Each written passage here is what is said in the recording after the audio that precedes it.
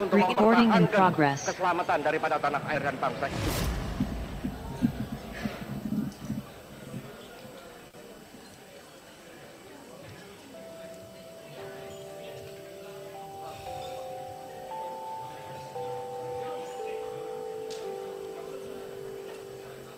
Tanah air, ku tidak lupakan,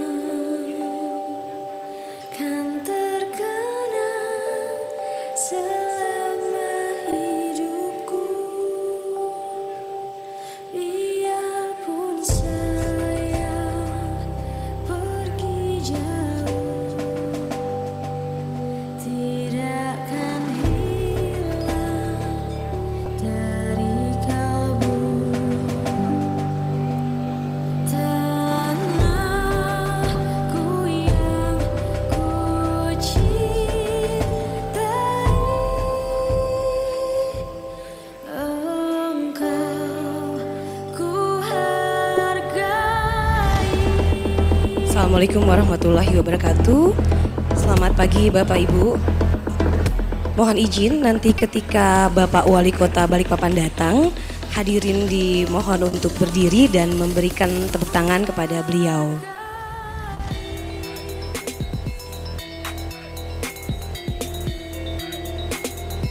Sekali lagi kepada Bapak Ibu, mohon untuk nanti ketika Bapak Wali Kota Balikpapan datang, dimohon untuk berdiri dan memberi tepuk tangan kepada beliau. Terima kasih.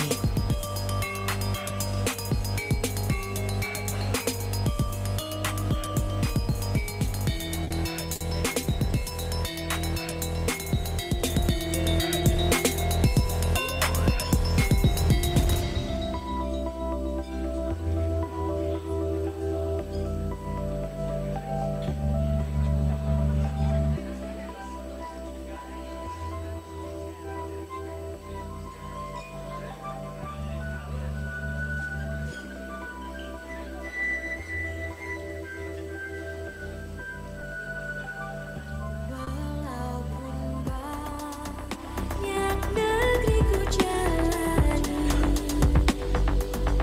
yang masyhur bermari kata orang, tetapi kampung dan rumahku, di sanalah ku rasa senang. Tanahku tak ku lupakan, engkau ku banggakan. Proklamasi. Kami, bangsa Indonesia, dengan ini menyatakan kemerdekaan Indonesia.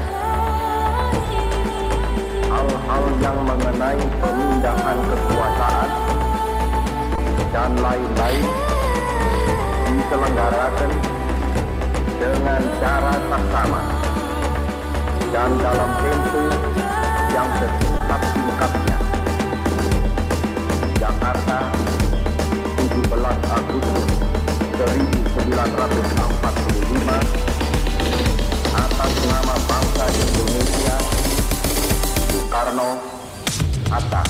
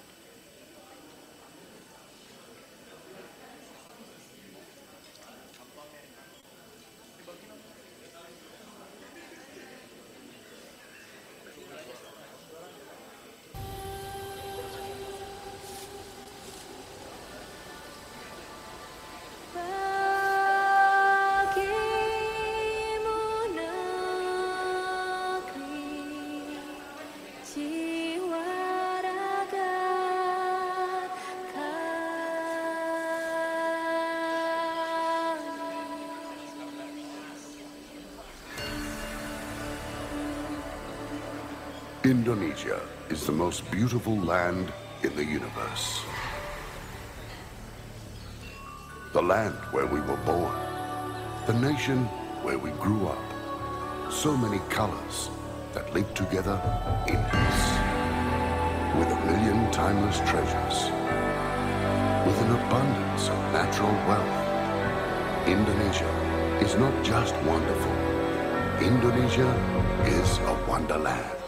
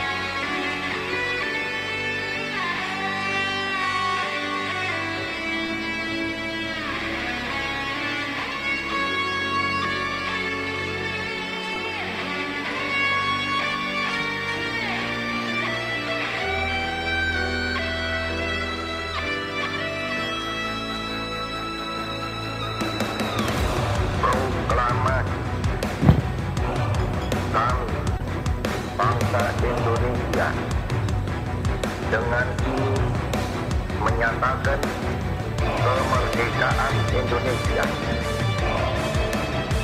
hal-hal yang mengenai pemindahan kekuasaan dan lain-lain diselenggarakan dengan cara bersama dan dalam tempo yang bersifat kamera.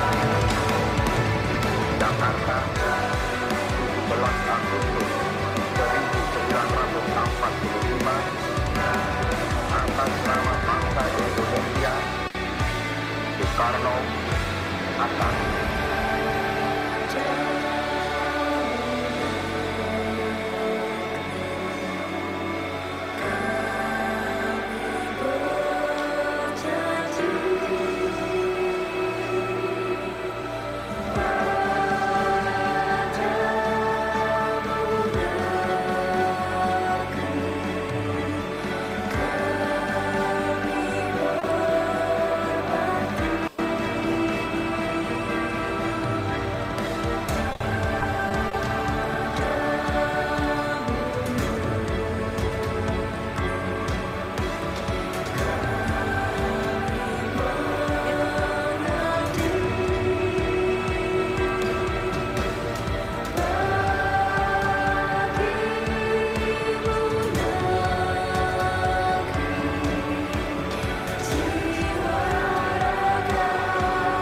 Ladies and gentlemen, we cordially invite you to be seated at the prescribed table in the main hall because in a few minutes the ceremony will proceed in a time.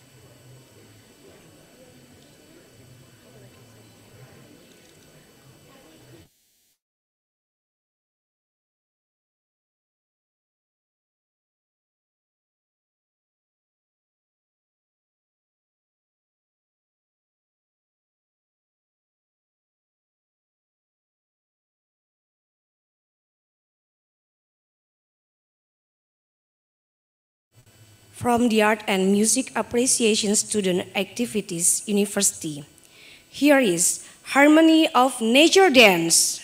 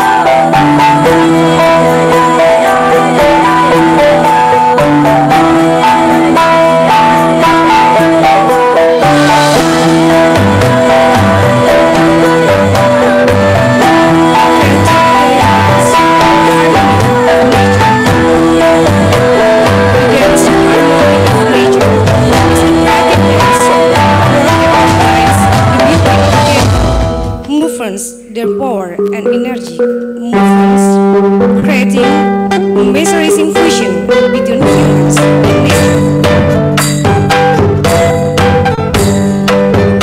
This dance depicts their cultural relationships with nature, how they respect and celebrate the beauty and the natural environment, starting with gentle movements of hornbill flying above the clouds until it alike on the tree branch. The dancer depicts the calm and harmony in everyday life. Dance, the dance transforms into more energetic movements, reflecting the spirit and the life that exists in their culture.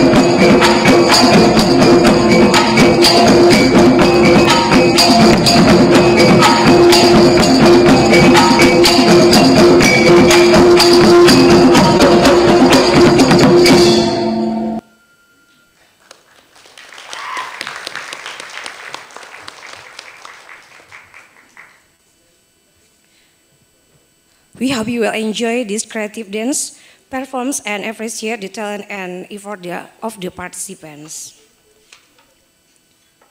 Assalamualaikum warahmatullahi wabarakatuh. Good morning, ladies and gentlemen. Welcome to the opening ceremony of the first International Conference of Renewable Energy and Sustainable Community Transportation in Balikpapan, Indonesia.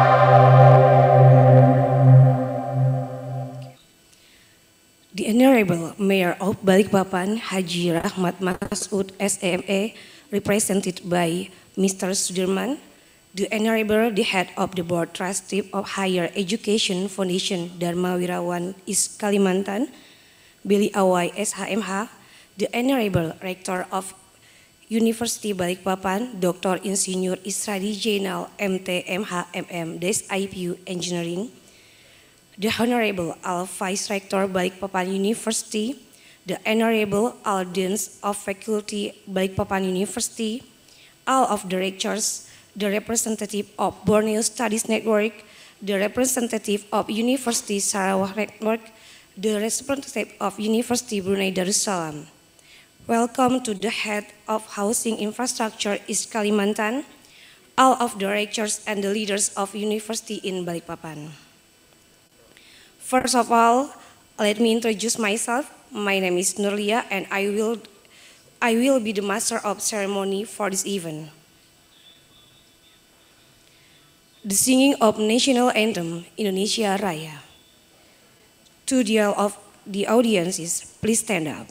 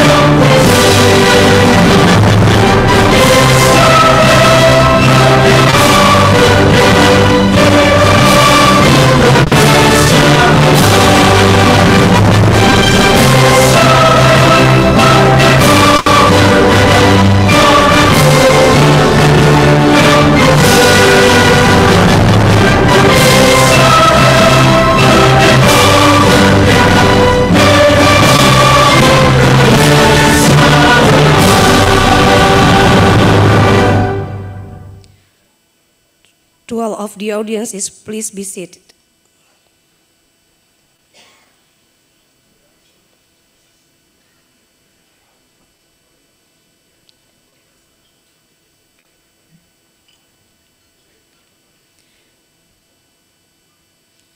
It's time to pray. The prayer will be led by Dr. Haji Sugianto.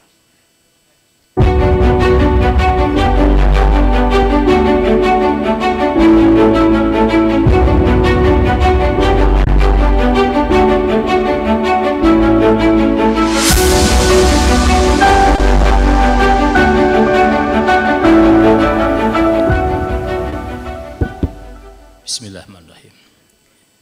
Assalamualaikum warahmatullahi wabarakatuh. Untuk mengawali kegiatan ini, mari kita berdoa mohon pada Allah.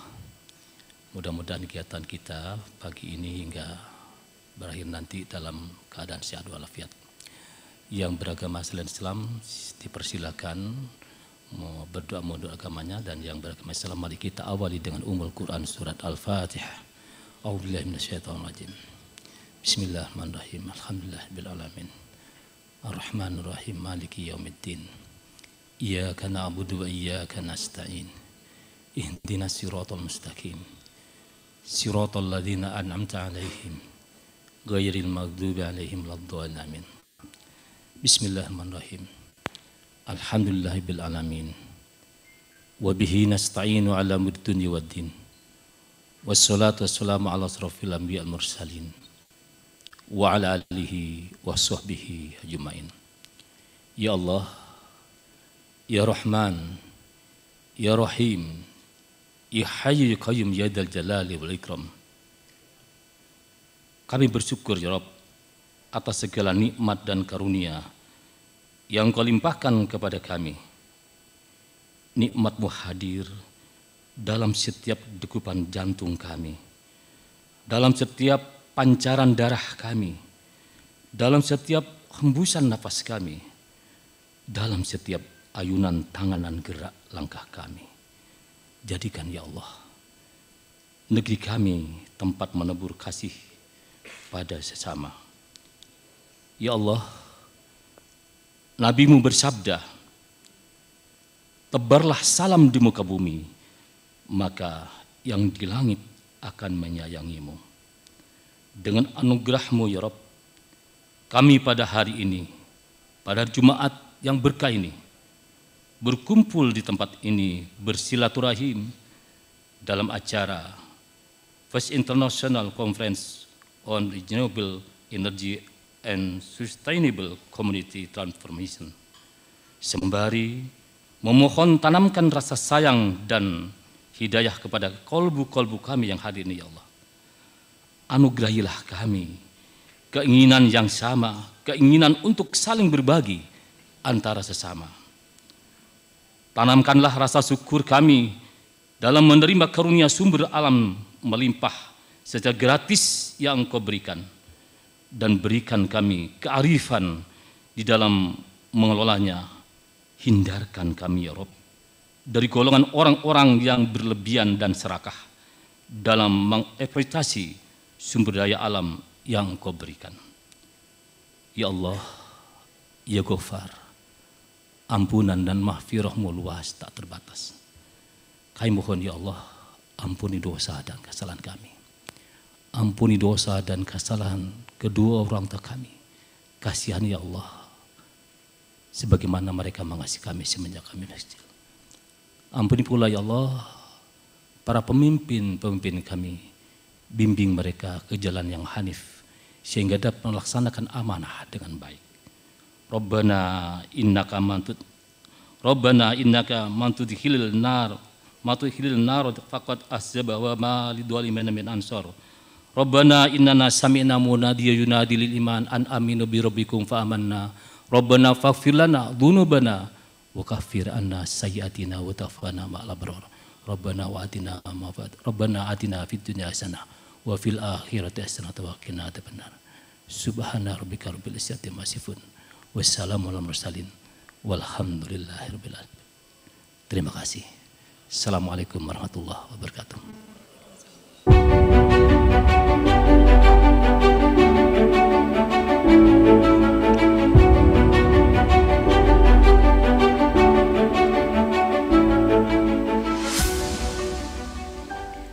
let's start the function. As the host of this conference, the Chief Executive of International Conference of Renewable Energy and Sustainable Community Transformation, will delivering the welcome speech, Dr. Merika Sipahutar. Time is yours.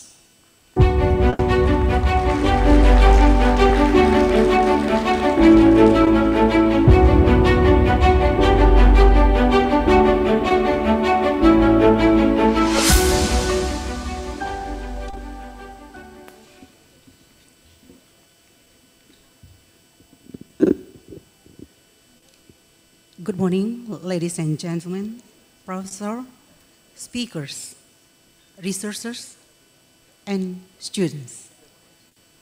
I would like to sincerely thank you and welcome you to the first International Conference on Renewable Energy and Sustainable Community Transformations, or ICORESCT 2023, on behalf of Balikpapan University. I also sincerely welcome our keynote speaker, Dr. Basuki Hadi Mulyono, Minister of Public Works and Public Housing, Republic of Indonesia, or representative, as well as the Mayor of Balikpapan, who is coming to this hall soon, Mr. Rahmat Masud.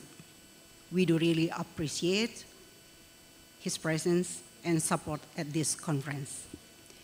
In addition, I would like to extend a warm welcome to our main speaker, Dr. Isradi Zainal, Rector of Balikpapan University. Our invited speakers, Dr. Lawrence Bakker from the University of Amsterdam, who joins this conference by online from the Netherlands, and Professor Rudianto Amirta, the Dean of Faculty of Forestry, Mula Warman University.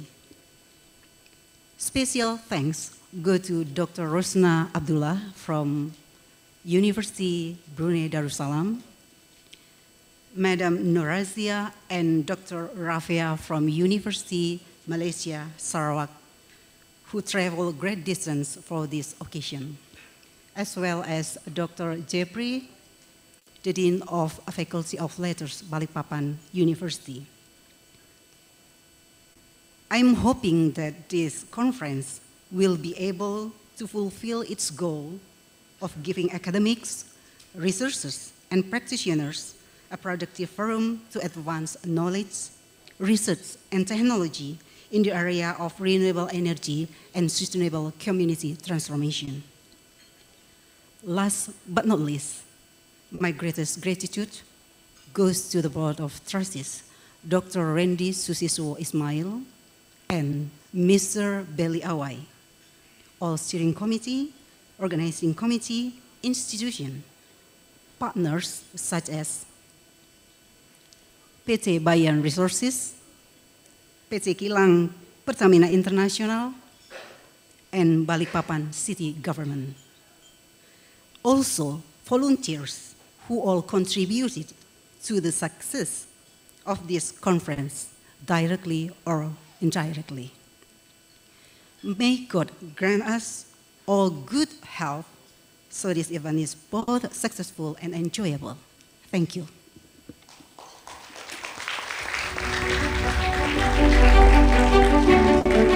Thank you very much, ma'am. It was a delighting welcome speech from Mrs. Dr. Merika Sipahutar.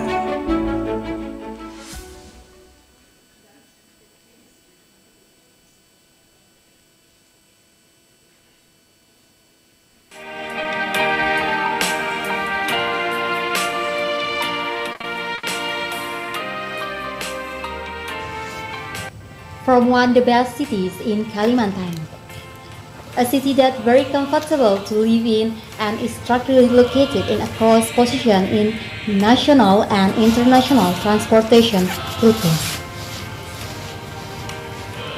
Balikpapan is also developing as one of the centers of central Indonesia. Welcome to Balikpapan University, as a strategic location in the center of Balikpapan city and close to the Nusantara capital.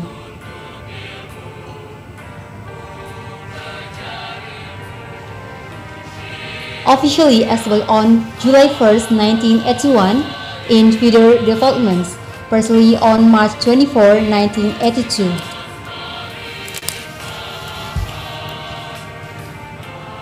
To manage Balikpapan University, the Dharma Wirawan Hider Education Foundation is Kalimantan was formed. Bismillahirrahmanirrahim. Assalamualaikum warahmatullahi wabarakatuh. I am Isra Disena, Rector of Balikpapan University, inviting you all to join to Balikpapan University. Balikpapan University or UNIBA is an excellent, independent, and cultural university. UNIBA or University Balikpapan Excellent is spoken by the alumni spread across the number of companies such as oil and gas company, mining, coal, jasa services, shipping, state-owned enterprise, local enterprise, etc. Apart from that, with the location of the University of Indonesia from Jakarta to East Kalimantan, gives the opportunity to those who join UNIBA to take part to the new capital city of Indonesia. Balikpapan University is a university that supports and is ready to contribute to the new capital city of Nusantara. Wassalamualaikum warahmatullahi wabarakatuh. Bismillahirrahmanirrahim. Assalamualaikum warahmatullahi wabarakatuh. I am Dr. Randy Susiswa Ismail, a holder of Bachelor of Economics, Bachelor of Law, and Master of Law degree. I am currently serving as the chairman of the trust of the S. Kalimantan Dharma Wirawan Higher Education Foundation, which owns Balikpapan University. Alhamdulillah, Balikpapan University has celebrated its 42th anniversary, and over the past 10 to 15 years, we have successfully positioned it as an outstanding and high-quality university, priding ourselves in producing graduates with exceptional competence. Out of the 15 study programs offered, Alhamdulillah, all have received accreditation grade B, indicating the high standard maintained by our institution. Looking forward, we have planned to introduce master's programs and medical programs to support this expansion. We have also prepared plan to construct 2 new buildings, an integrated ICT building, an integrated laboratory, and workshop facility to enhance our infrastructure. May Allah bless our wonderful and grant us success in our future endeavors. Thank you. Assalamualaikum warahmatullahi wabarakatuh.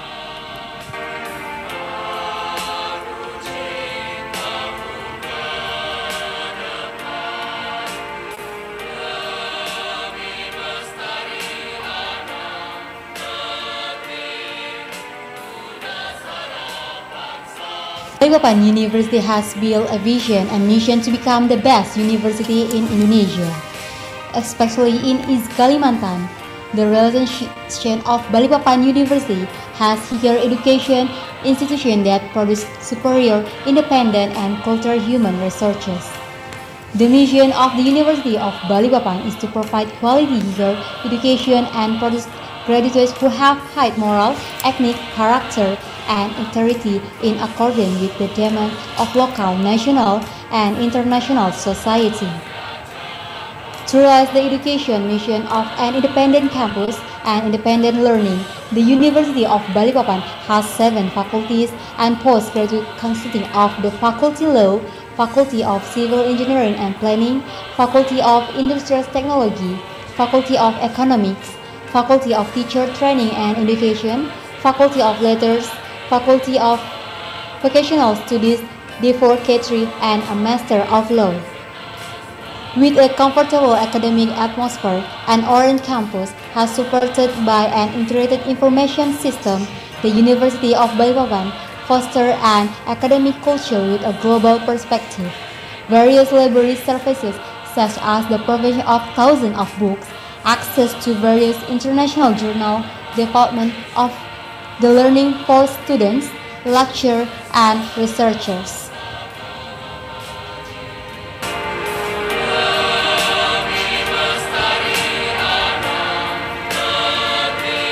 Balikpapan University, excellent, independent, and cultural.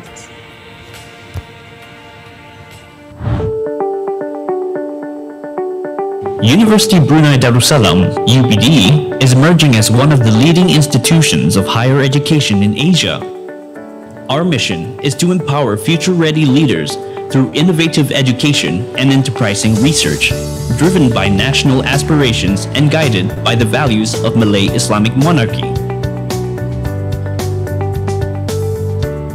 Established in 1985, opening its doors to the first intake of 176 students, the university has since produced graduates with transdisciplinary knowledge and skills. In 1995, the university moved to its current location, Tungkulink, an environment that is conducive for learning and research. Since then, UBD has seen an increase in the number of graduates, the introduction of new academic programs, the enhancement of infrastructure, and the development of graduate studies. UBD currently holds over 4,000 students, where over 290 of them are international students, as well as over 700 academic and non-academic staff.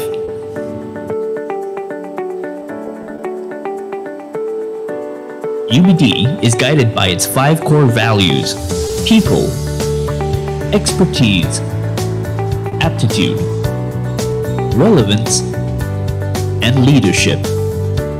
Today, there are 9 academic faculties: Academy of Brunei Studies, Faculty of Arts and Social Sciences, Faculty of Integrated Technologies, Faculty of Science, Institute of Policy Studies, Sultan Hasnal Bolkiah Institute of Education, Pengiran Anak Putri Rashida Saad Datul Bolkiah Institute of Health Sciences, School of Business and Economics, School of Digital Science. UBD also has 7 research institutes: Center of Advanced Research, Institute of Applied Data and Analytics, Institute of Asian Studies, Institute for Biodiversity and Environmental Research, Institute for Leadership, Innovation and Advancement, Sultan Omar Ali Saifuddin Center for Islamic Studies, and Center for Advanced Material and Energy Sciences, and 2 service faculties, Language Center and Center for Lifelong Learning. UBD introduced the GenX program, which is an education framework designed for students to excel according to their individual learning styles. In 2011, UBD introduced the Discovery Year program as part of the GenX program, in which all students are required to leave the university for 1 year. UBD entered the Times Higher Education World University Rankings. UBD has also shown a steady rise up the Quacquarelli-Symonds QS World University Rankings. In 2019, UBD was also awarded the ISO 9001 certification. UBD has been recognized for their efforts in innovation by being awarded the Clarivet South and Southeast Asia Innovation Awards in 2020. Since 2011, research activity at UBD has increased exponentially, with the number of papers being published growing every year and having more than tripled over the last 5 years. Research at UBD continues to be driven by national relevance, with emphasis on innovative and entrepreneurial initiatives and frameworks. UBD focuses on 5 research thrusts: biodiversity, energy, Islamic studies, Asian studies, and data analytics. The success of UBD students is not confined to the academic areas only. In fact, UBD seeks to produce holistic and well-rounded generation leaders who are guided by three principles: innovation and entrepreneurship, industry-relevant skills, and a passion for lifelong learning.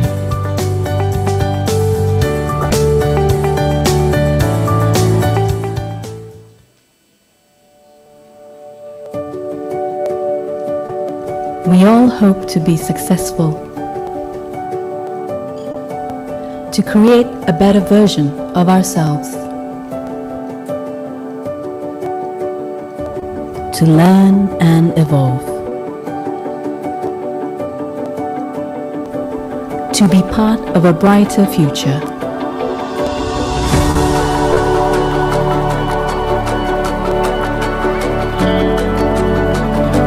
In reaching that dream, we need a place to start.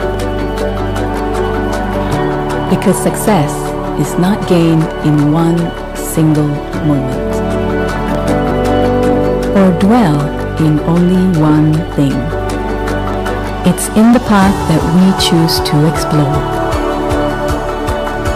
A musician, an architect,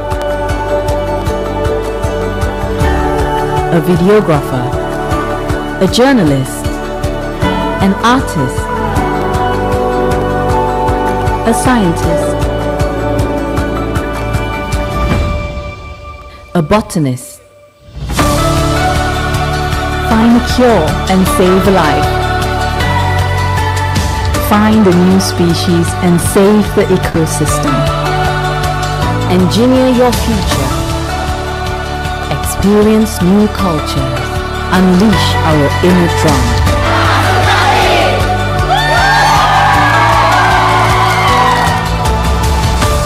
Be our own shadow or the world record. Find our passion, realize our talents, launch our vision. Choose to inspire and be inspired here in University Malaysia Sarawak. Hadirin dimohon berdiri.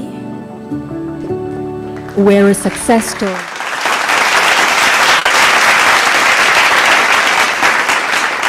Welcome to the Mayor of Balikpapan to International Conference of Renewable Energy and Sustainable Community Transformation.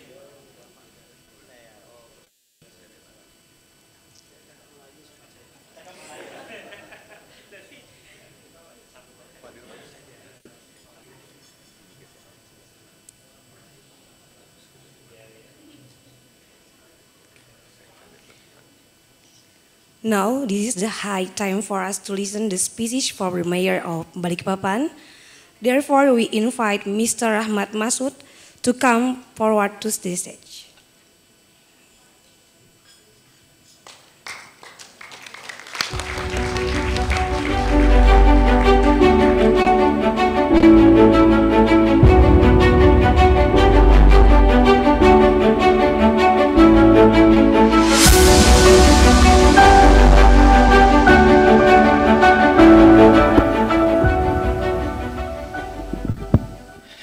Tarik napas dulu. Belum duduk disuruh ngomong apa saya deh? Ya baik. Bismillahirrahmanirrahim. Assalamualaikum warahmatullahi wabarakatuh. Selamat pagi dan salam sejahtera. Good morning, gitu kan? Ya, tapi karena kita sesama orang Melayu, kita cakap Melayu lah pada hari ini. Alhamdulillah rabbil alamin. Wassalatu wassalamu ala asrafil anbiya'i wal mursalin. Sayyidina wa habibina wa maulana Muhammadin wa ala alihi washabihi ajma'in, amma ba'd. Bapak Ibu sekalian yang kami hormati dan kami banggakan, Pak Rektor yang sangat luar biasa. Tepuk tangan untuk beliau. Karena perintah Pak Rektor inilah Pak Wali Kota bisa hadir pada hari ini. Saya harus berangkat tadi jam 9:30 ke Tarakan. Tapi karena tidak sempat waktunya Pak Rektor, jadi saya cancel pesawatnya nanti yang jam 11 nanti. Ini demi acaranya Pak Rektor pada pagi hari ini. Dan Bapak Ibu sekalian semua para tamu yang hadir khusus dari Brunei Darussalam. Ini saudara kita juga. Bagian. Dan ya belum selesai Pak Rektor ya. Maksudnya kan Brunei dulu. Dan tentunya juga dari Malaysia, Sarawak. Artinya kita ini satu rumpun, satu rasa. Cuma rasanya dibedakan kemarin, dipisahkan. Tetapi perasaan hati itu tetap satu kita sebagai anak Melayu. Ya Pak Rektor ya. Dan para mahasiswa yang hadir pada pagi hari ini, Bapak Ibu sekalian tamu hadirin undangan yang tidak bisa saya sebutkan satu persatu.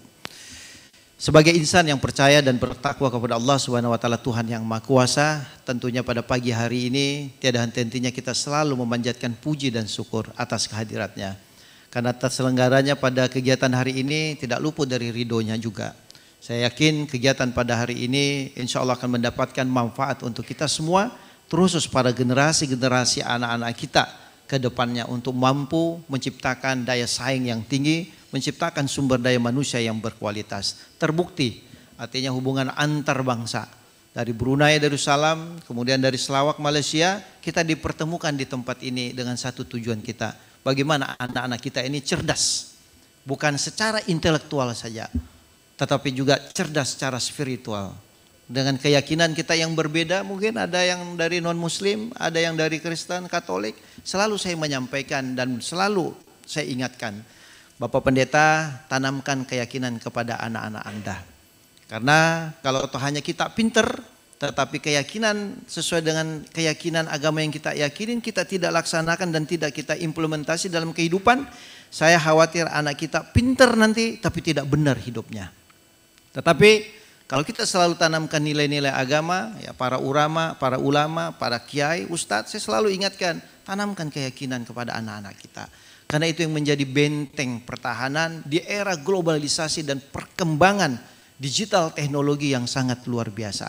Jangan sampai teknologi ini dipertuhankan oleh generasi-generasi kita. Nah itu harus kita tanamkan. Jadi momentum yang singkat ini sekaligus sebagai tausiah khutbah pada hari ini. Nggak enak nanti saya diundang ceramah Pak Rektor. Wah Pak Rahmat, Pak Wali sudah khutbah aja di mana-mana. Saya khawatir nanti banyak yang demo saya. Yang demo saya ustadz dan kiai. Hilang jatahnya Pak Rektor. Tapi kalau saya jadi ceramah biasanya saya tidak akan mungkin menerima amplop. Yakin saya. Tapi saya tetap akan ditawarkan amplop. Kenapa? Amplop kosong tolong diisi Pak Wali. Terbalik kan itu. Baik, sekali lagi saya merasa terima kasih Pak Ustadz, terima kasih. Dari dinas DLH kami, ini luar biasa beliau saya yakin.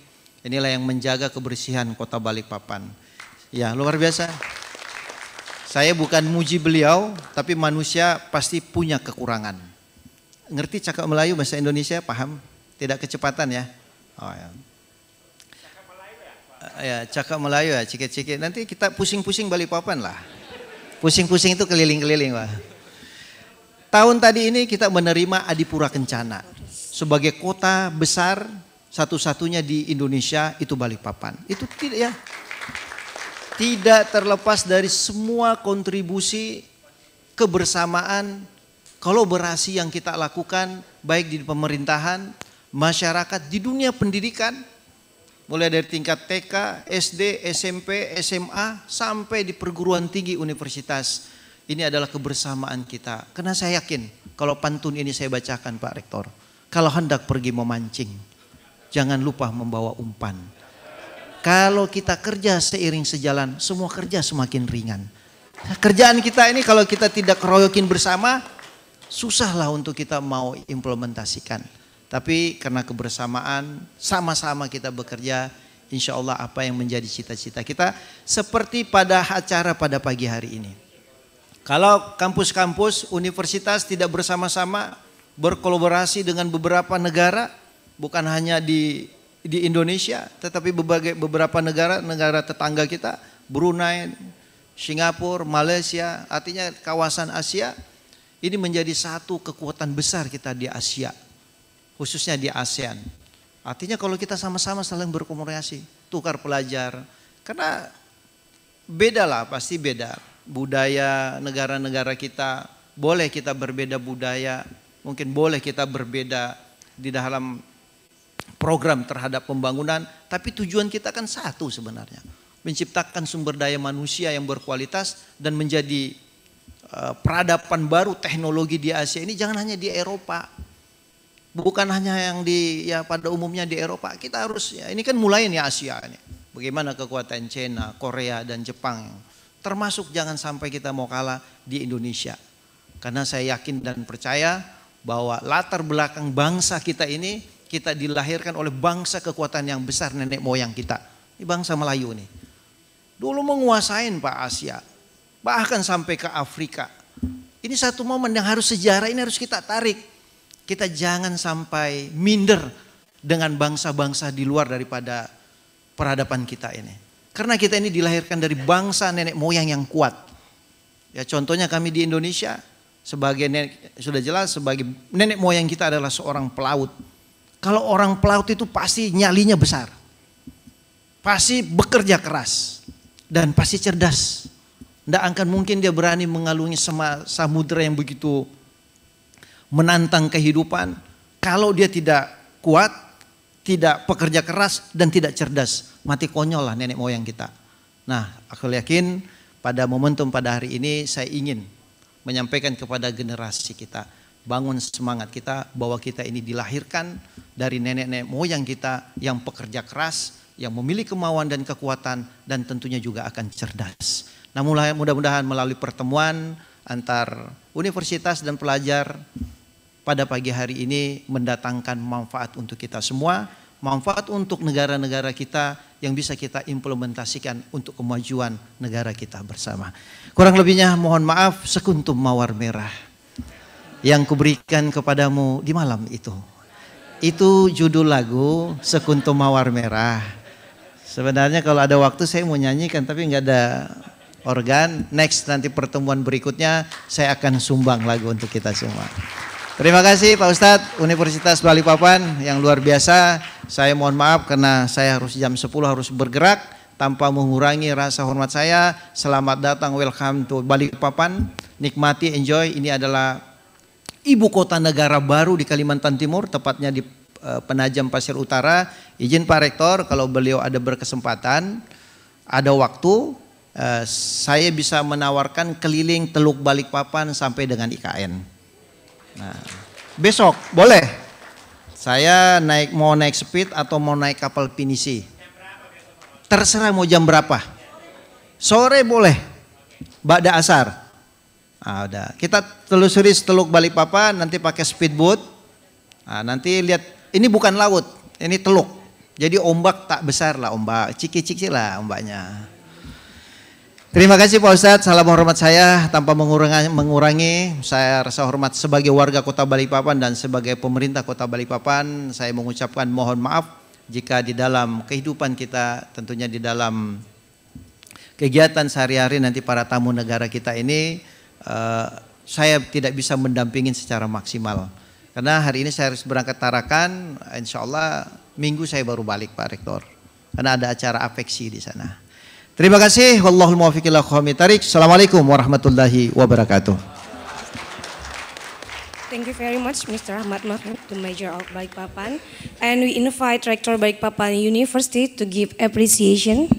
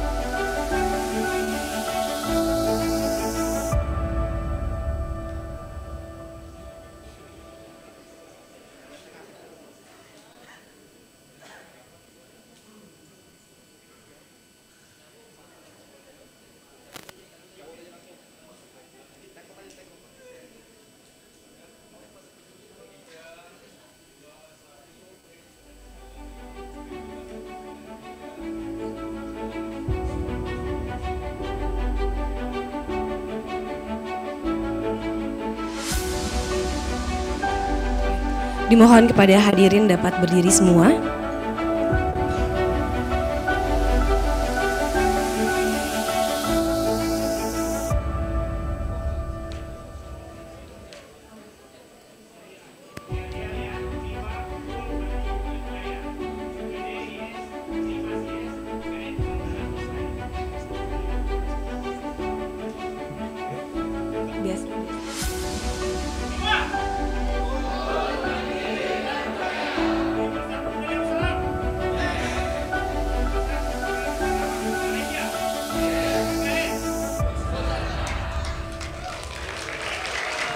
Baik, izin Bapak foto bersama dulu. Dimulai dari foto formal dulu, Pak. 3, 2, 1. Sekarang gaya bebas. Jempolnya boleh, Bapak. Yang di belakang diangkat jempolnya. Ya, 3, 2, 1. Diulang lagi sekali lagi untuk yel-yelnya Bapak ya.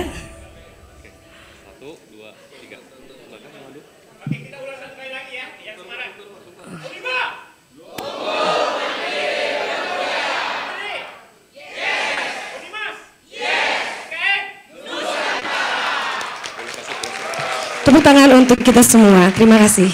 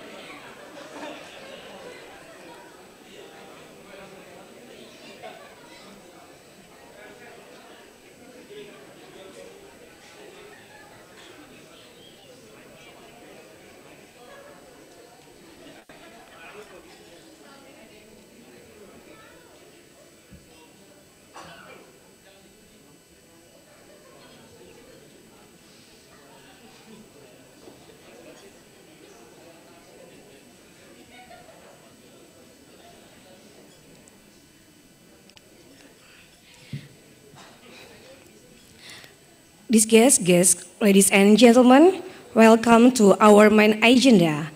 This seminar will be handled me as moderator and the keynote speaker, Minister of Public Works and Public Housing, Republic of Indonesia, Dr. Insinyur M. Basuki Hadimuljono, MSc, represented by Dr. Damis H. Sumadilaga, and the topic is Renewable Material Science and Energy in the Development of New Capital City.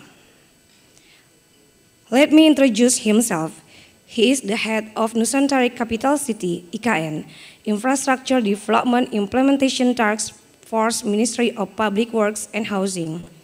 He was born in Jakarta, October 28, 1960. He was doctoral student at University of Indonesia in 2016. He was graduate from University of South Wales, Australia, as Master Highway and Transportation, and he was graduated from Institute Technology of Bandung, Civil Engineer. Bismillahirrahmanirrahim. Assalamualaikum warahmatullahi wabarakatuh. Honorable Rector of Balikpapan University, Mr. Isradi Zainal, Honorable Chairman of the Board of Trustee of Higher Education Foundation, Dharma Wirawan from East Kalimantan, Mr. Randy Susiswo Ismail, Honorable speakers and participants. Through this opportunity, I'd like to express my highest gratitude to Balikpapan University for organizing this prestigious conference.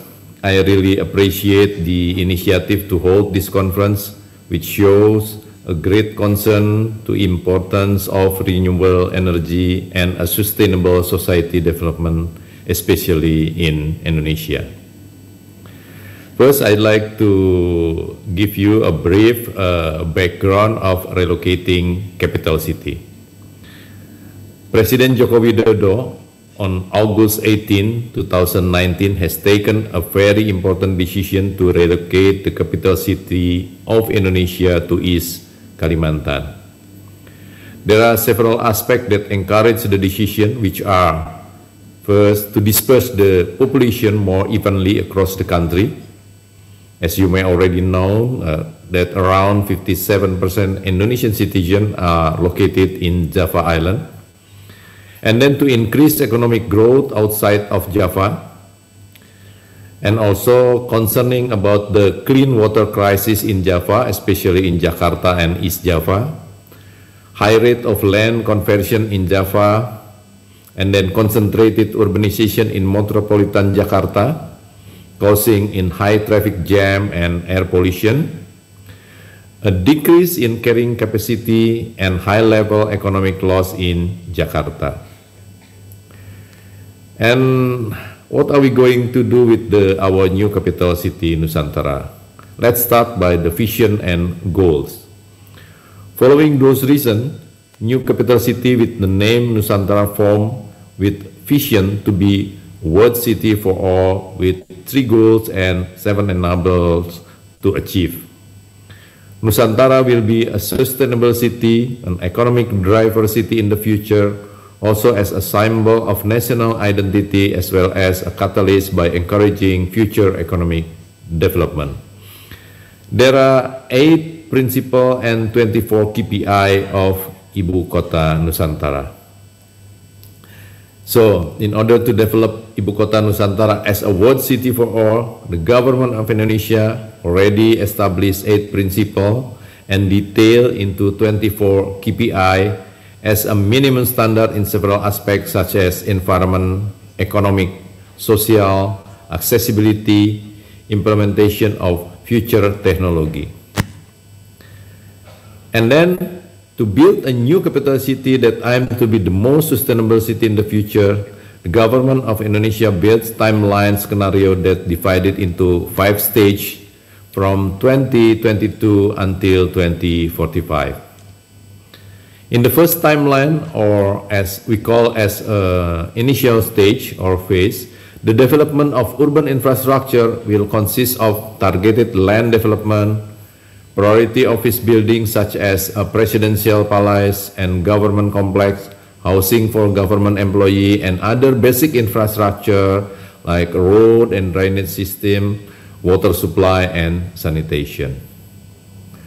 And then, as you may already know, IKN is located in East Kalimantan province and divided to 3 planning scale from macro, meso, and micro area. IKN development is arranged to have 9 planning area, government core area known as KIPP, IKN West, IKN East, and others area. To achieve those vision, mainly the most sustainable city, IKN is planned to have many green open spaces and developed by clean, sustainable energy. 3 city ecosystem in IKN Super Hub.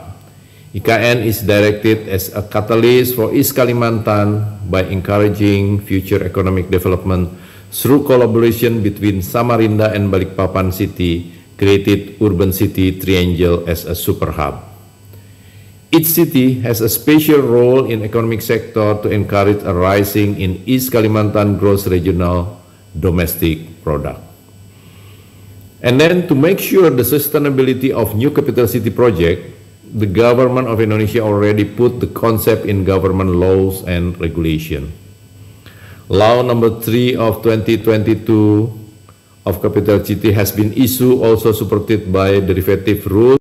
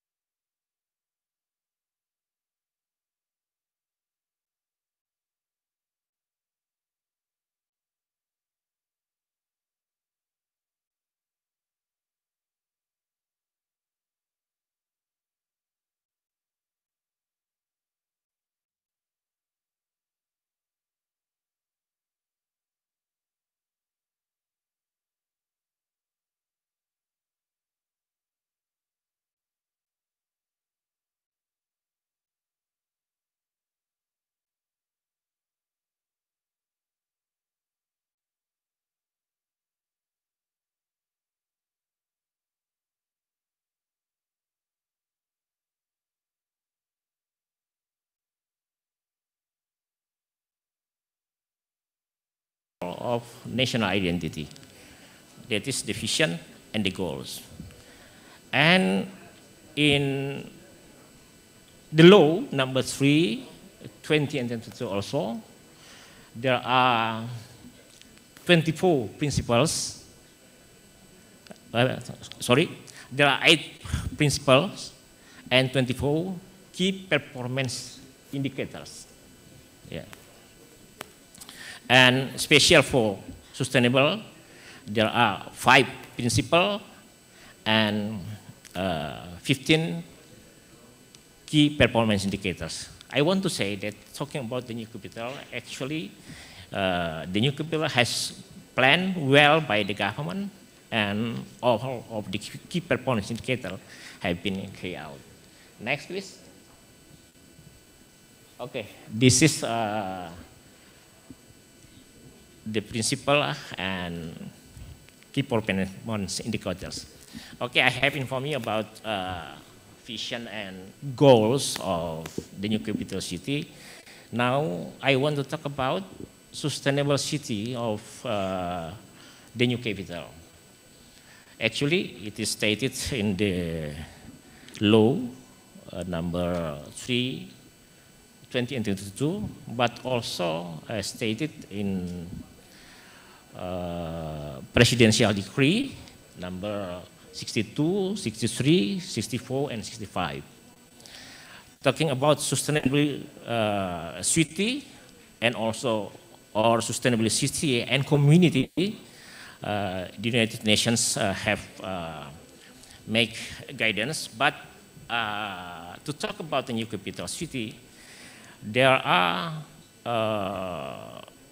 5 principles and 15 key performance indicators. The first principle, that to build the new capital, to build Nusantara, the most important thing is that all of the activities should be in harmony with nature, in harmony with nature. And I do hope also not only in the new capital, but also all of the part or all the region in Borneo, not only in Balikpapan, but also in Brunei and Malaysia. Okay, talk about in harmony with nature. It is can derive to inform that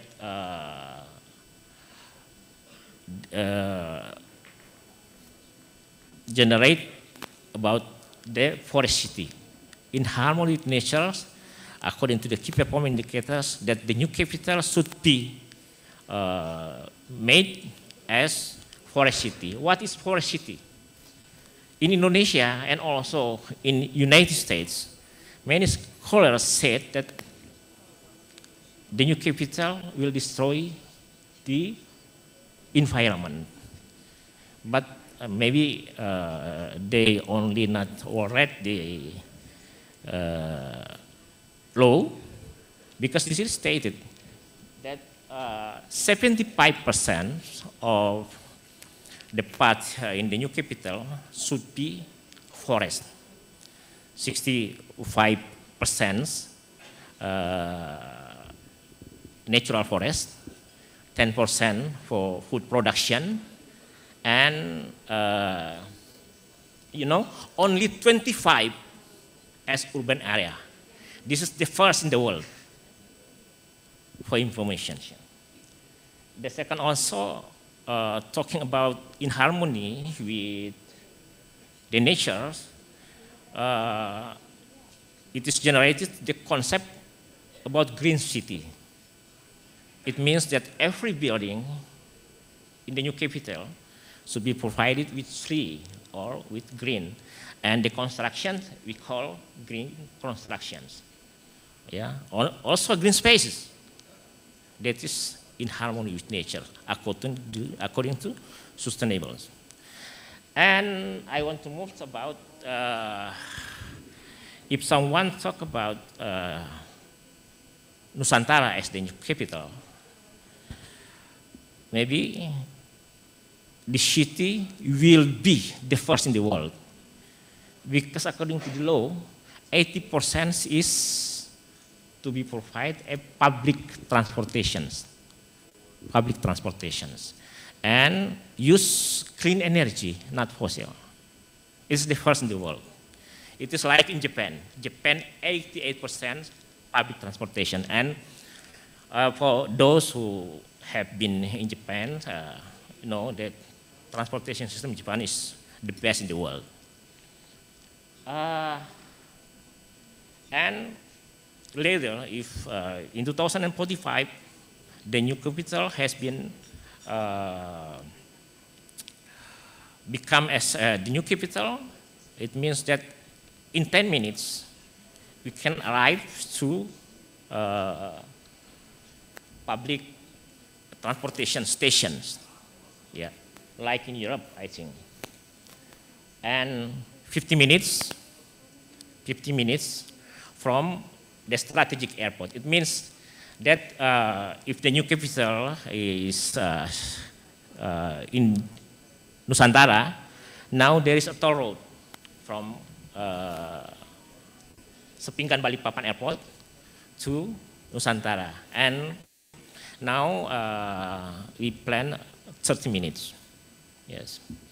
I have informed in harmony with the nature, make the concept of forest city and then public transport and low emission carbon. Yeah. This is about renewable energy. Our government, in the law, this is not stated by the chairman of ICAN authority, but law. In Indonesia, we said undang-undang. Yeah. So, if you talk about renewable city in Nusantara, it means that 100% should be used renewable city. Sometimes I think how to achieve the concept. But you know that the government has provided some concept. First, we will make dam, Sepakusumoi Dam, as the solar power system, solar power plant, and also hydropower plant from Kayang Cascade. And according to Deputy of Nusantara Authority, it will be 50 megawatts. Solar farm will be provided in Nusantara. Next, circular and resilience. No. The slide before, please. Okay. Circular and resilience. In Nusantara, because I sometimes go there, and in there are 3 IPAL. You know IPAL, instalasi, in English I forget in Indonesia, but in English waste water treatment. Yeah, most of the wastewater will be treated in the new capital. There are 3 water waste treatment there. Number 1, number 3, number 1, number 2, number 3. And this is the concept. And inshallah, Nusantara will be success to that. In IKN concept for sustainability, there is also concept that safe and affordable. It means that the settlement there, the housing there should be safe, yeah, not only for the people but also for the environment. And also want to make that in 2045, in Nusantara or IKN will be the 10th top as the livable settlement in the world. I think for IKN Sustainable City, the next please. Next, okay. Okay, this is the information about in harmony with unity. Roku Gerung, one of the critics who come to Balikpapan and inform us that Pak Isradi, IKN concept by the government will destroy the environment. But maybe Mr. Rocky Gerung or maybe the others don't know that according to the law, this is the concept. Only 25% as urban area. And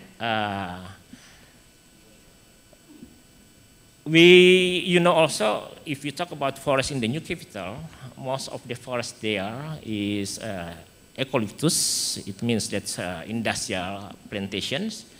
So I have some videos about this, and I can responsible that most of the forest there, not the natural forest.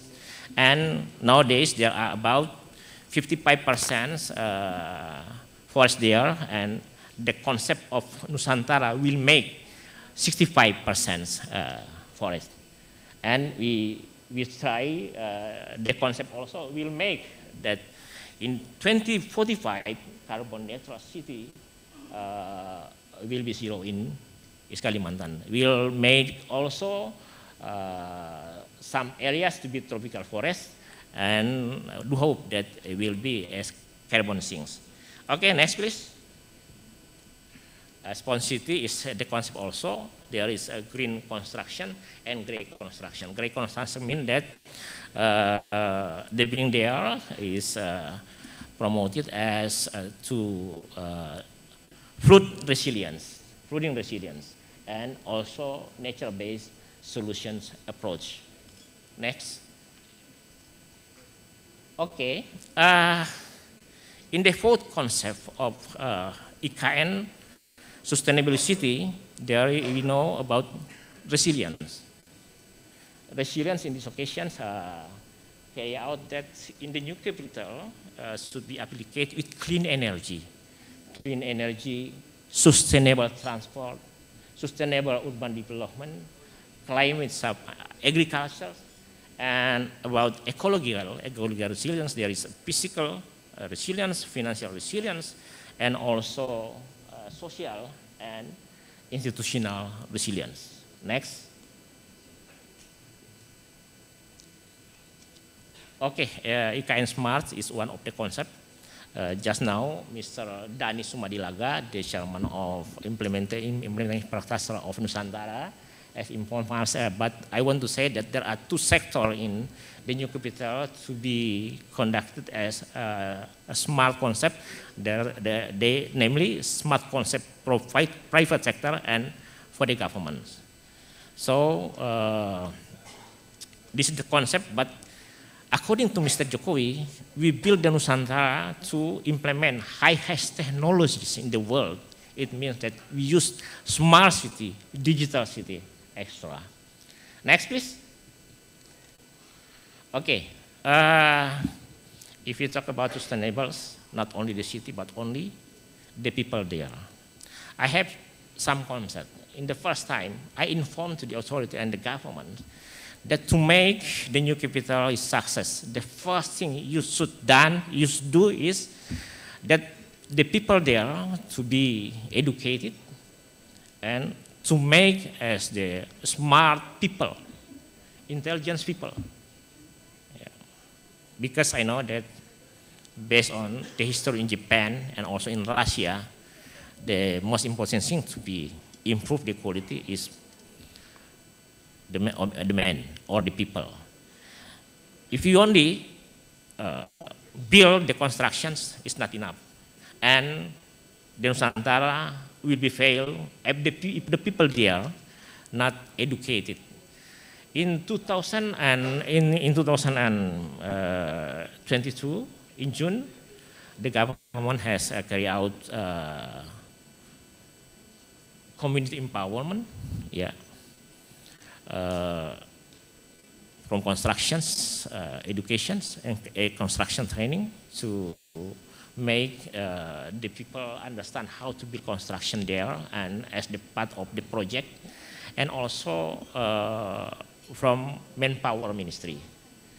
And most of the people there are now educated, but it is not enough, because if you talk about the new capital, if only the capital of Nusantara itself success. It's not, and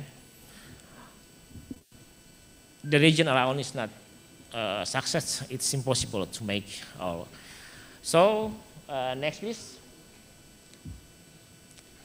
Okay, actually talking about Nusantara, in the first statement I said that why Jakarta or the new capital city is moved from Jakarta to East Kalimantan, because Indonesia has visions. We call Indonesia's visions in 2024, in 2045. And the vision is that Indonesia want that human development and technological advancement can be achieved in the context sustainable economic development. It means, according to the government, that if only Java's economic develop and not all the region develop, it is impossible to make Indonesian visions can be achieved. Also, equitable development. You know that if we compare between Jakarta or Java and East Kalimantan or Kalimantan or Sulawesi, we can see the infrastructures. In East Kalimantan, for the first time, only one toll road, yeah, and it is impossible to achieve the Indonesian visions without the equitable development. And the new capital moved from Jakarta to East Kalimantan because the government want that there are many toll roads also in East Kalimantan, buildings.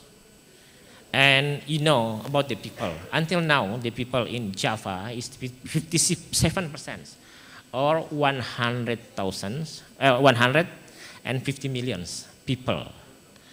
And in East Kalimantan, how many people? Only more than 3 million. Yeah. Comparing Java, Sumatra, and East Indonesia, Java is more than 50%, Sumatra more than 10%, and East Kalimantan or Kalimantan only 6%. Most of the region in East Kalimantan below 7%. And the most important thing that Nusantara is made to enhancing national resilience and governance. Okay, that is some reason about Nusantara. Next, Nusantara contribution in 3 global campaigns. We know that about biodiversity, sustainable development goals, and climate change. And Nusantara new capital active about this, about biodiversity and climate change. The Nusantara Authority has formed the organization structure called ESG, Environment, Social, and Governance.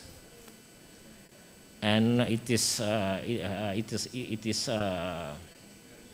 chaired by Dr. Ronald Ghazali. Yeah. Biodiversity means that Nusantara will protect and conserve the Nusantara biodiversity, including those that are endangered through Nusantara Nature Positive. Some people say that you move the Jakarta to Nusantara, you will destroy the biodiversity there, but maybe they only don't know. They only don't know that one of the concepts according to the law is to protect the biodiversity. Also, climate change. Nusantara Capital or Nusantara Authority has concerns, much concern about this. And about sustainable development goals, the Nusantara Authority has local strategy to make the achievement of the Sustainable Development Goals can be achieved in 20 and 30. Next, please. Okay. This is one of the concepts that Nusantara is alignment with ESG. It means that about environment, social, and governance should be pay attention more. Yeah. If compared to sustainable concept, we know that a sustainable concept inform us about economic, environment, and social. This is in line. In this concept, because this is we have committee in Nusantara about environment. We want to say that climate change mitigations, pollution control, circular economy, and preservation of biodiversity carry out in Nusantara. And you know that 2 weeks ago, Hashim, brother of Prabowo Subianto, has made the memorandum of understanding to make the allocation to preserve the biodiversity. And then social. Social means that the Nusantara ensuring equality, inclusiveness, human community development, public safety, and health. Talking about public safety and health, I make writing to Nusantara Authority. That's not enough if you talk about only public health and safety, but public work and the health of city. Because talking about the health of city, it means that we carry out the program or the concept of sustainability. And then governance. We have vision and mission, the government has vision and mission that no corruption in the new capital. No corruptions and transparency. Yeah, extra. I have said before, but Nusantara is currently setting up a committee with 2 goals. First, to ensure implementation of ESG in Nusantara, and the second, to develop a framework on ESG. This is in Nusantara now. Next, please. Okay, this is the model of Nusantara. Tomorrow morning, we'll go there. Yeah. I want to inform you about the progress of the new capital city of Indonesia. That until now, until yesterday, the day before yesterday, in 4th of October, the progress of the development in the Nusantara is about 51%. 51%. Last week I went there, and the day after, one day after Jokowi went there, I'm in the presidential office. The presidential office is about more than 40%. But if you see the building, most of the building have done. And about money, this is many people, some people say that how to get money. Actually, money to Nusantara, we have much. Because you know, until now, in 2022, the government provide 5.4 trillion rupiah. This year, about 29 trillion rupiah. Next year, about 49. Most of them from Ministry of Public House and Public Works. Ladies and gentlemen, I think about renewable, I have informed you about sustainable city, renewable city, forest city, resilient city in the new capital of Indonesia. But you know, what happened in the new capital can be implemented also in Borneo. We do hope that someday in Borneo, in Balikpapan, in Kalimantan, in Brunei Darussalam, in Sarawak, Malaysia, we still make our island as the lung of the world. And we do hope that Borneo has renewable city. We have Kasayan cascade and many source of renewable energy can be done here. New and renewable energy. I think my presentations today is enough. I'd like to inform you. Thank you so much. We do hope that our first international conference on renewable energy and sustainable community transmission can make some conclusions to be implemented, not only to conference. Thank you so much. Assalamualaikum warahmatullahi wabarakatuh. Waalaikumsalam warahmatullahi wabarakatuh. I'm sorry, sir. I will open a question and answer session. Any question from the audiences?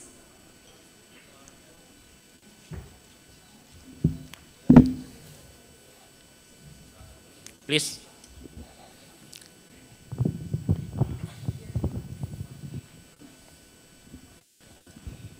Assalamualaikum warahmatullahi wabarakatuh. Pak Rektor, first of all, I would like to thanks for your invitation to join with this very nice conference. Okay. And also congratulations for the successful, I think, for this conference too. So I have a question, and then I would like to get your comment. So based on my comment, I think, my opinions, so the concept that right now developed for the construction of civil building in new capital city still lack with the material sources such as woody material. So compare with some cities that also recognized as the forest smart city, for instance, Karuizawa in Japan, so many wooden deck, outdoor, and also some facilities that constructed using woody material. So what's your opinion on this? Because I think this is very important to combine forest smart city and forest wooden industry in connection in the new capital city of Indonesia, because we are here in East Kalimantan very strong with the historical of forest and woody industry history. So that is my question, and I would like to know your comment and your opinion on this. Thank you. Okay. The next question, please. Please. Okay.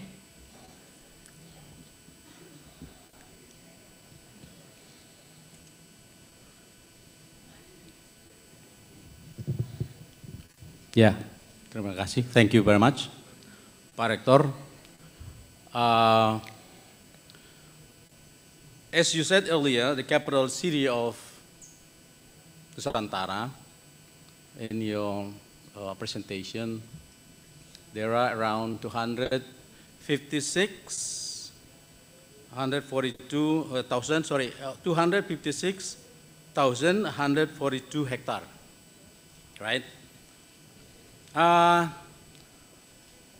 From the total of the area, I'm sure that some of them are still traditional land, right? My question is that all already free? Why I give this question? Because we still find some demonstrations until now. That's all, Pak Rektor. Thank you. Okay. One more questions. Okay. Only 2 questions. No question anymore. I'll answer from the second questions. Pak Vice President, Vice Dean of literature faculty. Yeah. About you informed me that there is about 256 thousand millions of the land there. For your information, I have informed in my presentation just now that there is about 158,000 more as the state land. It means that it's owned or controlled by the government. And I have informed also that only 25% will be made as urban area. In my presentations, I have informed that 9 economic generators, and until now, because the development in the new capital started from the central government core area, or we call Indonesia kawasan inti pusat pemerintahan. Most of the land there is state land, so no problems. Actually, about demonstrators, most of them has been asked to discuss to solve the problem. The government has the commitment to solve the problems. If the land is owned by the people, of course, will not be disturbed, or we can say that, yeah, we can give you ganti untung.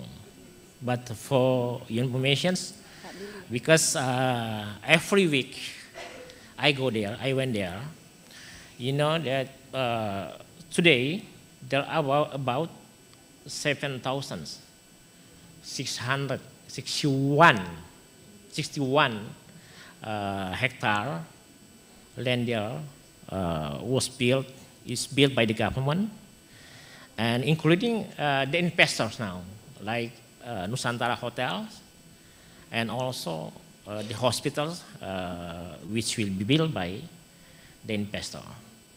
And I saw also about the water waste plan. There is, you are right, maybe some area owned by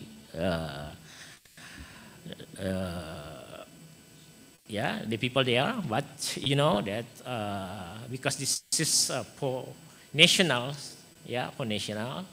so we try to discuss how to solve the problems. All of the problems there, sometimes I, as director or as one who knows much about the new capital, try to solve the problem. So sometimes I invite them to come to Balikpapan University to discuss and how to help them if they have problems about land, about financial, about their future extra. We should pay attention. I suggest to you that you not only read in the newspaper, but please accompany to go there to solve their problem. Okay? Thank you so much for the second question. The first question, this is hard to explain, yeah. There is keywords like constructions and forest. Yeah. About construction there, most of the constructions is led by Minister of Public Housing and Public Works, and the concept is green and gray constructions.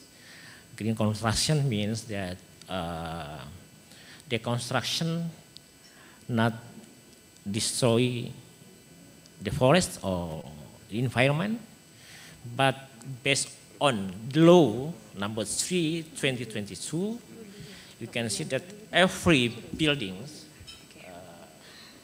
we made as constructions should be changed with the forest or plantation or plant to be built there. That's the first. And about the forest, actually, I have a video. Maybe in Indonesia, only rector of Balikpapan University have the video about the forest there. You know, if you talk about the presidential office, I have the picture or video about the former tree there, the former forest there. And I want to inform you that most of the forest in the central government core area is eucalyptus, and the others is we call I think that is not natural forest. And one thing, the most important thing that I see the Indonesian government will plant some forest or tree there which taken from Java and other places in Indonesia. But in my opinion, it's not good, but I do hope that the tree there, the forest there represent the Borneo forest. And ladies and gentlemen, for your information, that talking about the new capital of Indonesia, the new capital or Nusantara is not only for Kalimantan, not only for Borneo, but also for Indonesia and the world. So I have a writing, I have a book, I write everything with the title Nusantara from Sepaku Negara. Sepaku Negara is abbreviations. Sepaku sekitar penajam pasar Kutai Kertanegara, ya.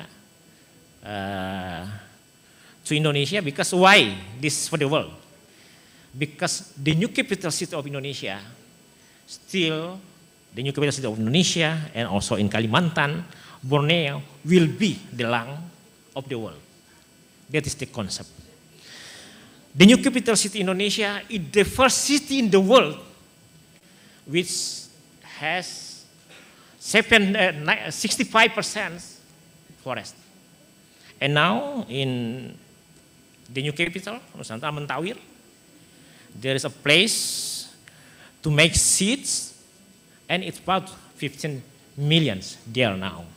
This is to reforestations of the new capital city Indonesia. We build the new capital city of Indonesia as the forest city. We'll make the new capital of Indonesia as where I want to say that the forest more than before. The new capital in Indonesia is a smart city, resilient city, sponge city, forest city, sustainable city. And what we do in the new capital can be done also to Borneo and Malaysia. Thank you so much. Assalamualaikum warahmatullahi wabarakatuh. Well, it's really interesting and enjoy the seminar session. Well, ladies and gentlemen, I invite Mr. Billy Awai to giving appreciation to Mr. Dr. Insinyur Isradi Jainal.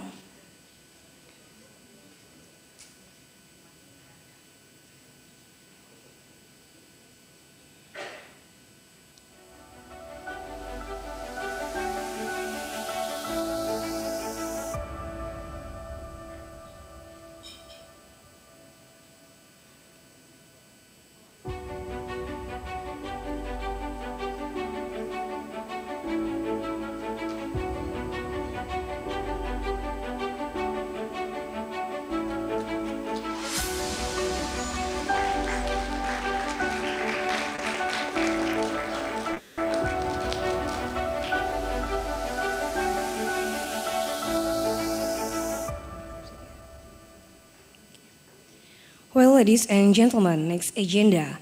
We cordially invite speaker from Dr. Rudianto Amirta from Mula Warman University, and the topic is Energy Sustainability Innovation. Please welcome Professor Dr. Rudianto Amirta.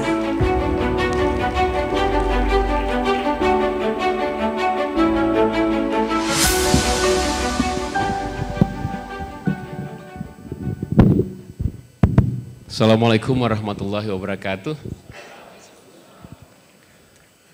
Selamat pagi. So first of all, please allow me to express my deep sincere thanks and appreciation to the Rector, Board of Trustees, and the organizing committee of ICORESCT, the first ICORESCT, that hosted by University of Balikpapan. So I'm very proud to be here. And also the honorable speakers from our partners from Malaysia, Brunei, and also others participants, professor, colleague, and students. So my name is Rudianto Amirta. I'm a friend of Rector. And also special thanks also addressed to our colleague, Dr. Mary Sipahutar, with her team who once prepared this agenda. So actually, as well as over to me to talk about the energy sustainable innovations, today I would like to talk in particular about the searching for an appropriate biomass plant species for sustainable energy production in the future. Why I choose these titles? Because the titles were related with my background in forestry. Next. So as the outline of the presentation, first I would like to talk about the Indonesian national policy on new and renewable energy, and then global issue on biomass feedstock production, potential benefits from lowland community forests, and others, potential biomass energy from plantation forests. Next, I have to rush, I think, because due to the very limited remaining time, so I have to rush. So the background of my talk is related with the commitment of our President Jokowi in the COP, Conference of Parties 2026 in Glasgow, whereas there our President clearly declared that Indonesia will be part of the global countries who want to consider to transform from utilize of the fossil fuel to the renewable energy sources, including from biomass, of course. Okay. So as we can see here, this is the priority for national agricultural development, whereas the government clearly decided to, sorry, lack of technology actually.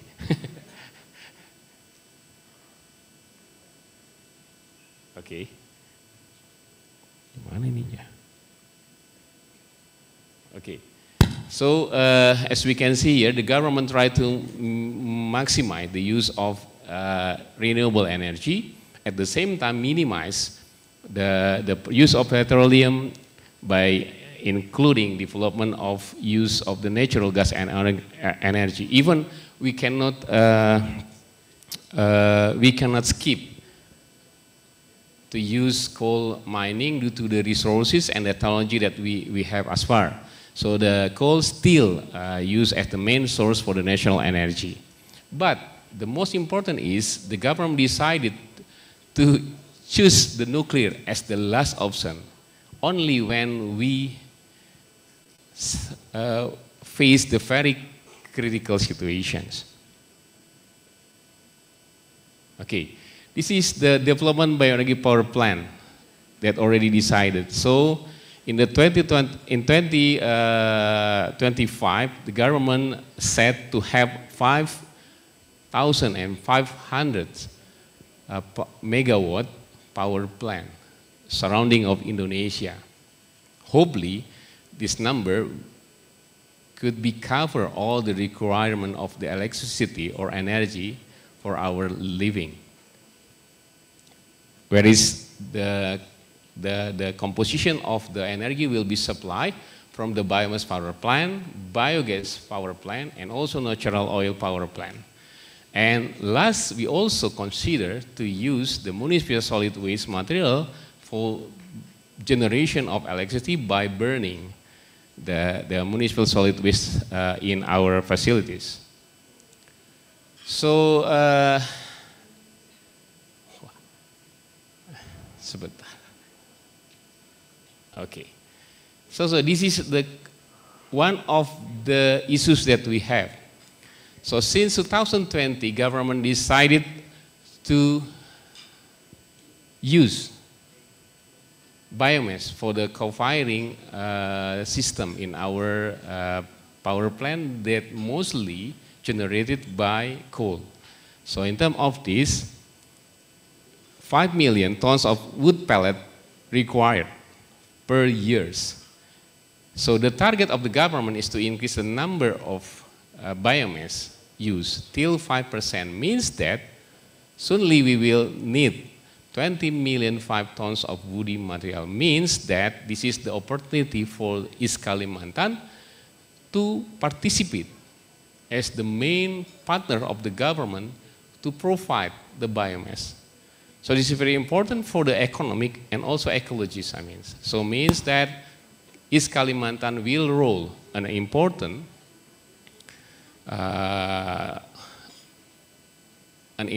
action on the fulfilling of the requirement energy and also ecologies issues.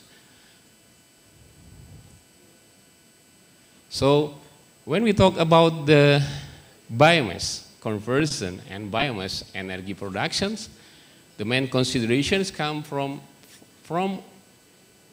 where we can get and produce the feedstock and what species that could be developed widely to obligate the sustainable supply of the biomass itself.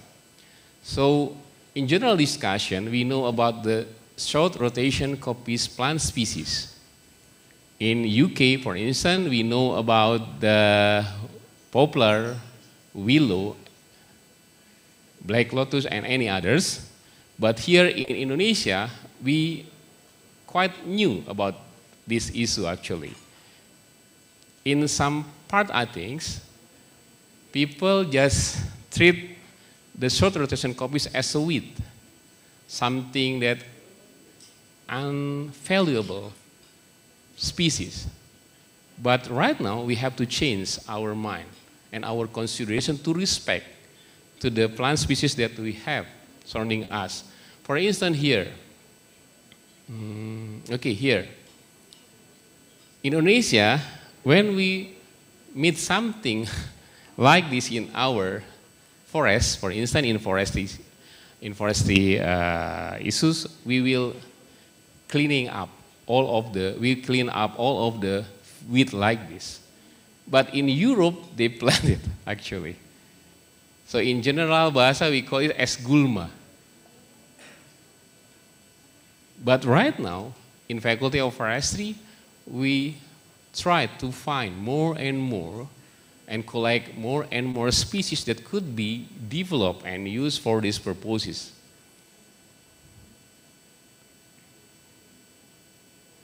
So this is the description of the differences among forest plantation that commonly we have for the wood construction, and the red one from the pulp and paper. But for the energy, the situation like that, very crowded. So it looks like not so good, right? Not so beautiful for the area. But that is the situation that we will have when we plant the short rotation coppice. Because our target is the biomass, not the diameter or height of the trees. So this is the different concept that we have as far for the plantation. Okay. So due to the consideration, I would like to share some research activity that we have, the simple one. First, we evaluate the biomass potential from lowland community forest in East Kalimantan. Why we evaluate started from the lowland community forest? Because the idea is to invite the people who once living and owning the lowland area, the forest area, to join with this program. They have to provide the feedstock for the national program.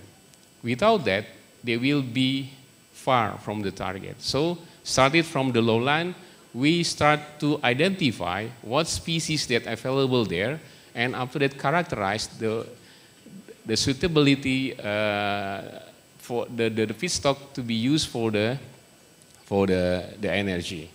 So, for one of the research that we have, we collect more than 30 species, and after that we try to recognize some of them categorized as trees and also shrub, and then mostly they use as the construction for the pulp, herbal, and for firewood.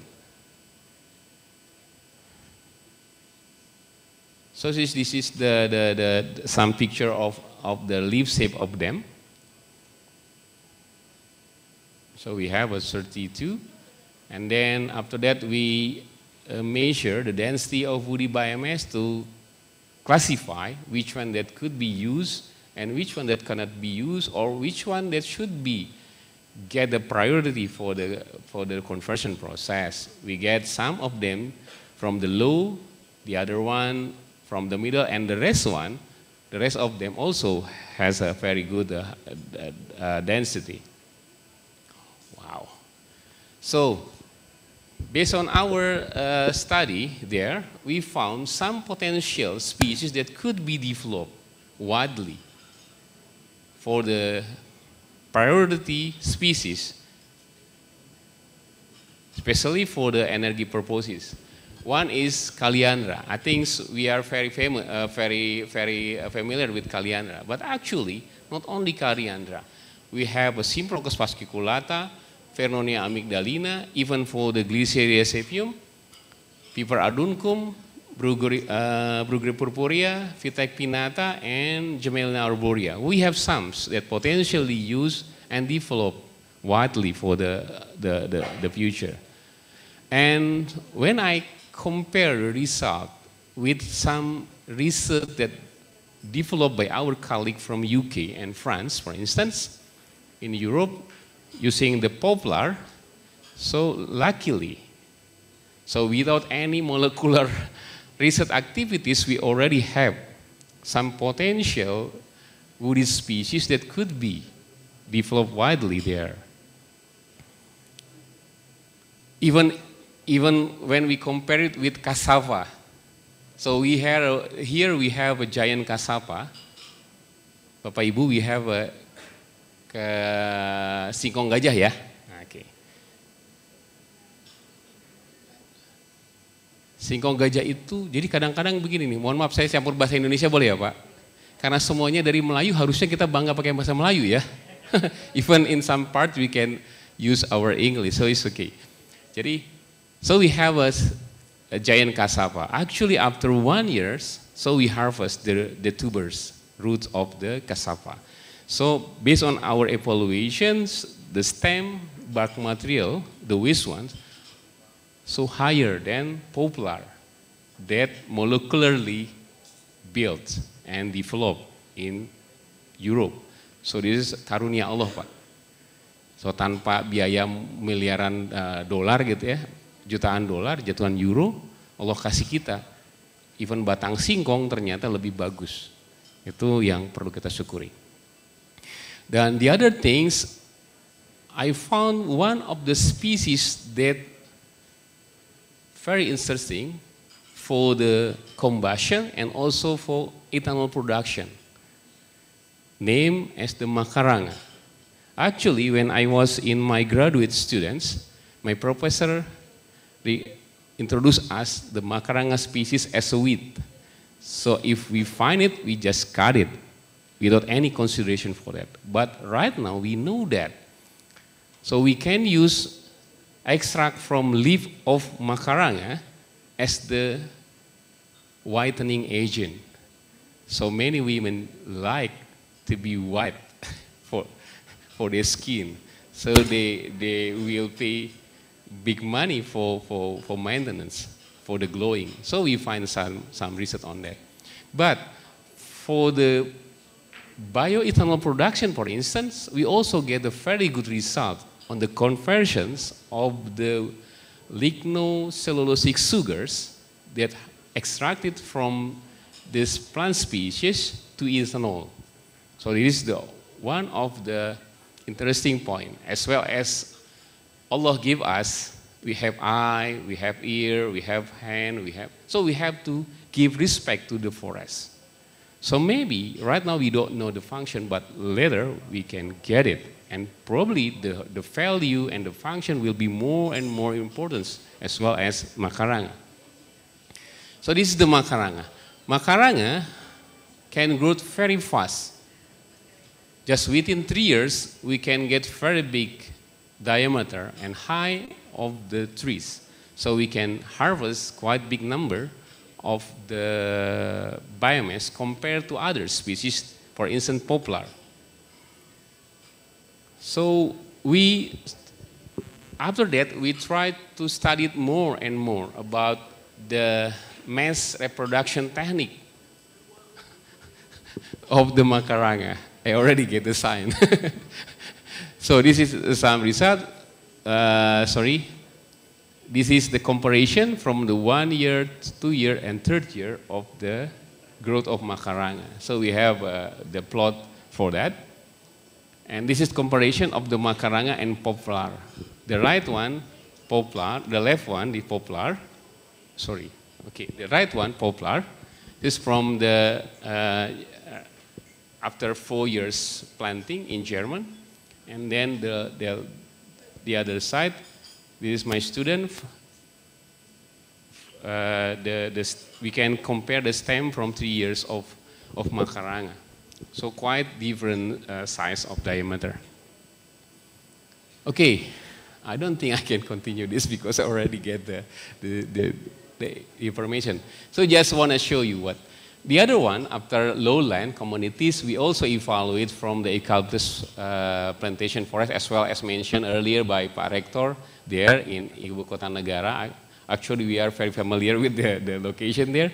So I was do my field practical before graduation there in 1999, 1990, okay. So I just want to skip. I think this is some result on that. So we have potential energy of eucalyptus also, but this is the important things. So if the East Kalimantan government decided to keep 20% of total production of woody material that produced from plantation forests, we can produce at least 24.87 megawatt of electricity that could be classified as the green electricity instead of produced from fossil. This is comparisons of the biomass utilization for their emission compared with coal and natural gas. So we are the good one. I think this is my conclusion because I already get. Actually, I have some slide, but because this is the second part, I will not continue for the last part. But I think that is my sharing, actually, very simple one. But please believe that. So in Kalimantan, we have a very huge resources that could be converted into the energy by using many schemes for using the physical or biological pathway. So we invite our students, young generation, to come to study it more and explore more potential of our resources to fulfill the requirement energy for the future. Thank you for your attention. Assalamualaikum warahmatullahi wabarakatuh. Any question from Dr. Rudianto Amirta? Okay.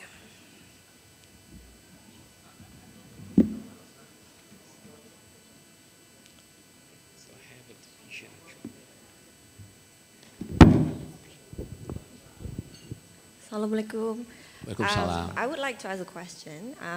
Tadi kan the slides has not finished, so I'm just wondering because you need sustainable resources for the productions of bioenergy, right? So I'm just wondering whether have you done any sustainable prediction or modeling, some sort of related to that, to predict, how long these resources going to last and how much you need for period of time. I'm just wondering whether you have done any work related to that. Okay. Thank you. So thank you, ma'am. So actually, the basic condition that should be considered as the main priority when we start to develop or widely plan the biomass for energy plantation is related with the how long we can produce and how long we can use the rotation, right? So for instance, we choose 3 years as the longest one for the production, and then 6 rotation time as the cycles for the production. So that's why we choose the appropriate species that could fulfill that requirement conditions. So right now we have some plots. We still continue our evaluation. For instance, I can show that the result from 1 to 3 years, but right now we try to continue our evaluations. So sometimes research is need a long time till we can get clear conclusion on that. Thank you, ma'am. I think this is one option for the collaboration, I think, with UVD.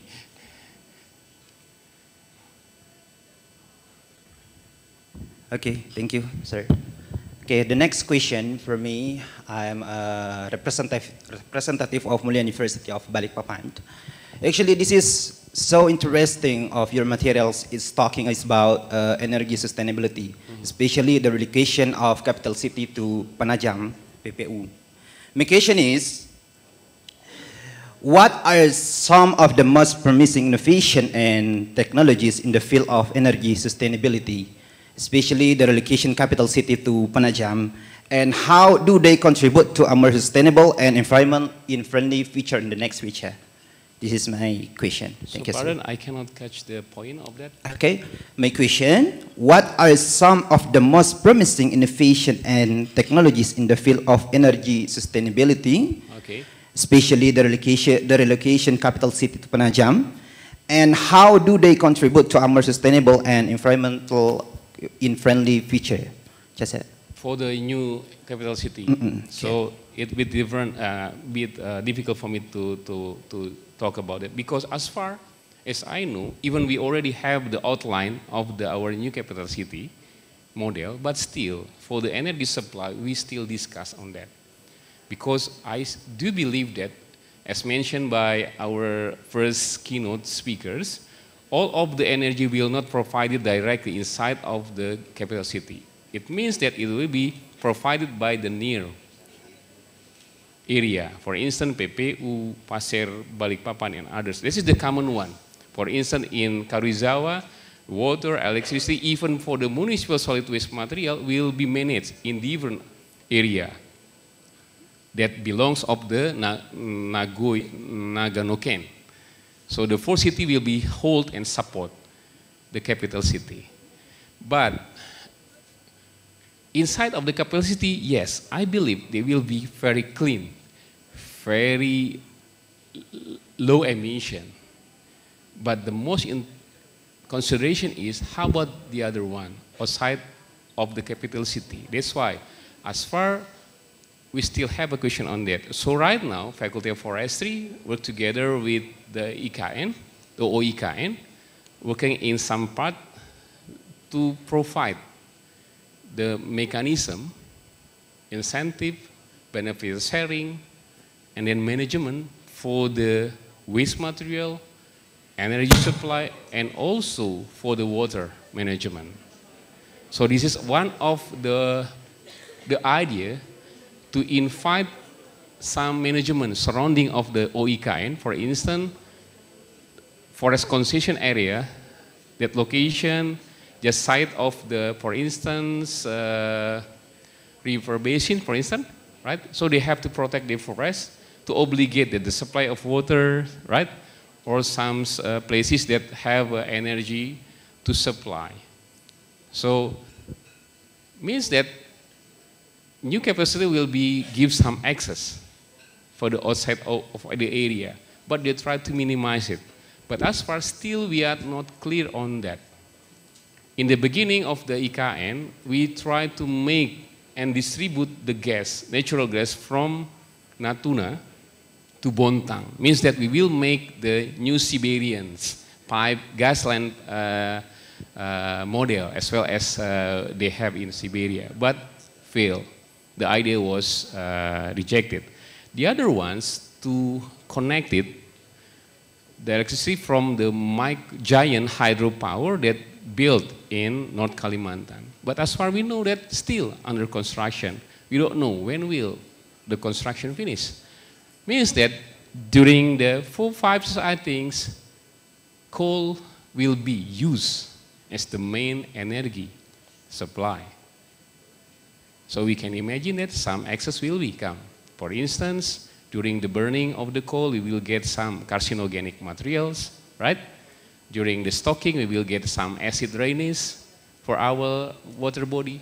So some consideration should be put on that. Otherwise, we will have the same situation in Jakarta, whereas they have a Bantar Gebang problem, right? And many other things. That is my comment. Thank you.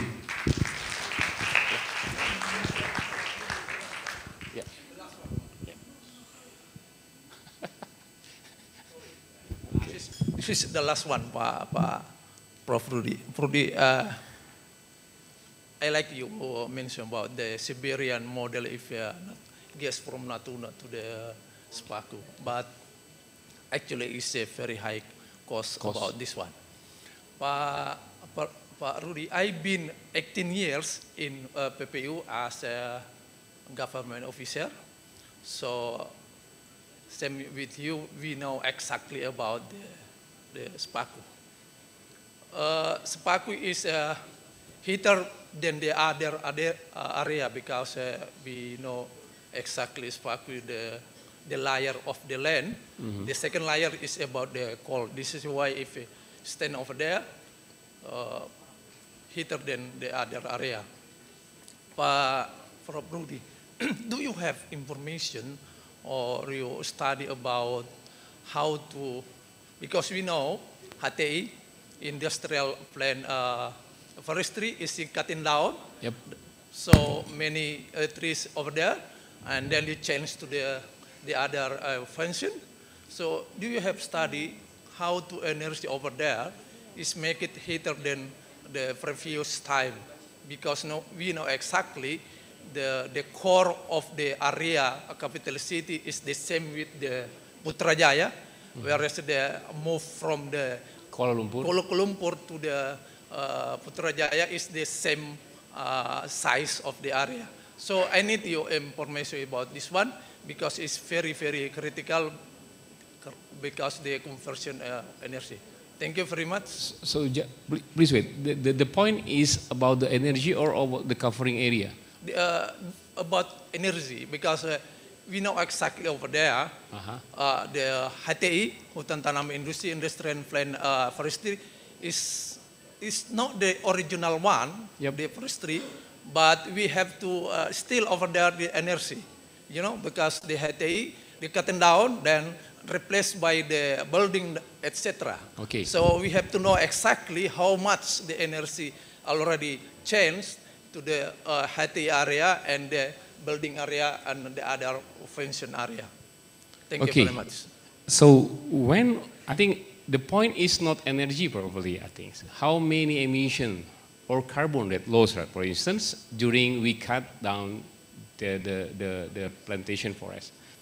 I have no exactly data on that. I cannot answer precisely how much carbon that transfer or loss from that area and how many emission released during the opening area. But please believe that right now we are working very hard to replanting and restore the forest area with the mixed tropical forest plant species that originally grows in Kalimantan, as well as Pak Rektor mentioned. There we have to plant the original plant species. So right now we are on that track. Faculty of Forestry have invited by the OIKN to design the process for rehabilitation, not only rehabilitation, but also restoration. Because there we believe that previously only one species or two species, eucalyptus and mangium. But right now we try to introduce more than 200 plant species that we recognize from some data that we have previously existing there. But of course we need time. As you know that making the forest not simple. We need longer time compared to the plantation. Probably for the plantation we only need 6 years. We already have very green but very silent, right? Without any diversity. So in our plan, we will introduce more than 2,000 plant species. We will follow the contour, the zonation, as well as we know on the stratum of the ecology of the forest. This is my comment.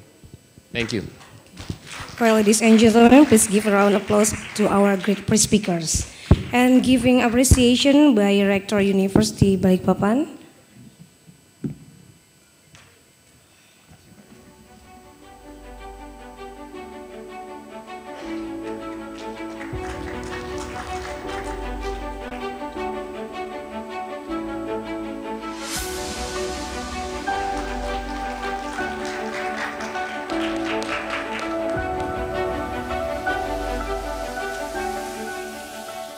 And the next agenda, we invite speaker Dr. Lawrence Baker from University van Amsterdam. Please welcome Dr. Lawrence.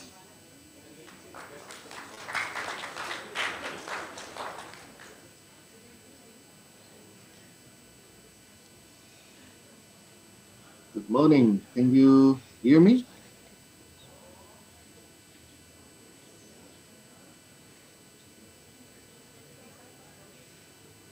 Selamat pagi, sudah bisa mendengar suara saya?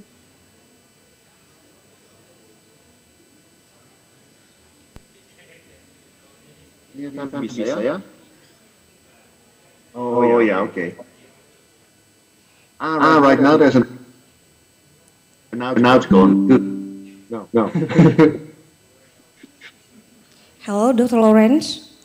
Good morning. Good morning. Seems the sound is you may need to turn off the microphone because I'm getting a continuous echo.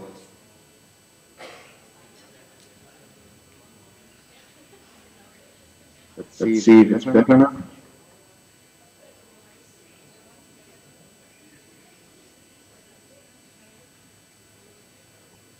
Well, if I try to speak, it keeps echoing.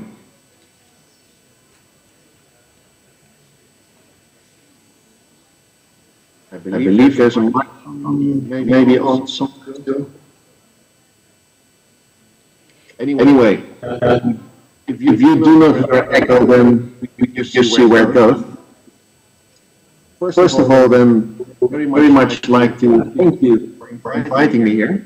And even though I am not there in person, but half a world away, and in a time zone, in Balikpapan it's Abi Sore. Here it's early morning, just past 5 o'clock. So we live in quite different places, and that's perhaps also what makes it interesting. Because I was asked to give short presentation, short discussion on the idea of sustainability from the perspective of my discipline, which is anthropology. And this is what I prepared, specifically from the perspective of the Netherlands. You might think, why do I need to go back to the Netherlands if we are talking about Asia? But a lot of the issues that are right now being planned for the new capital in Indonesia are issues which Indonesia might be doing better than they are being taken care of in Europe at the moment. or at the very least, there might be things that are gone wrong here that may go better Indonesia later on. So allow me to share my screen.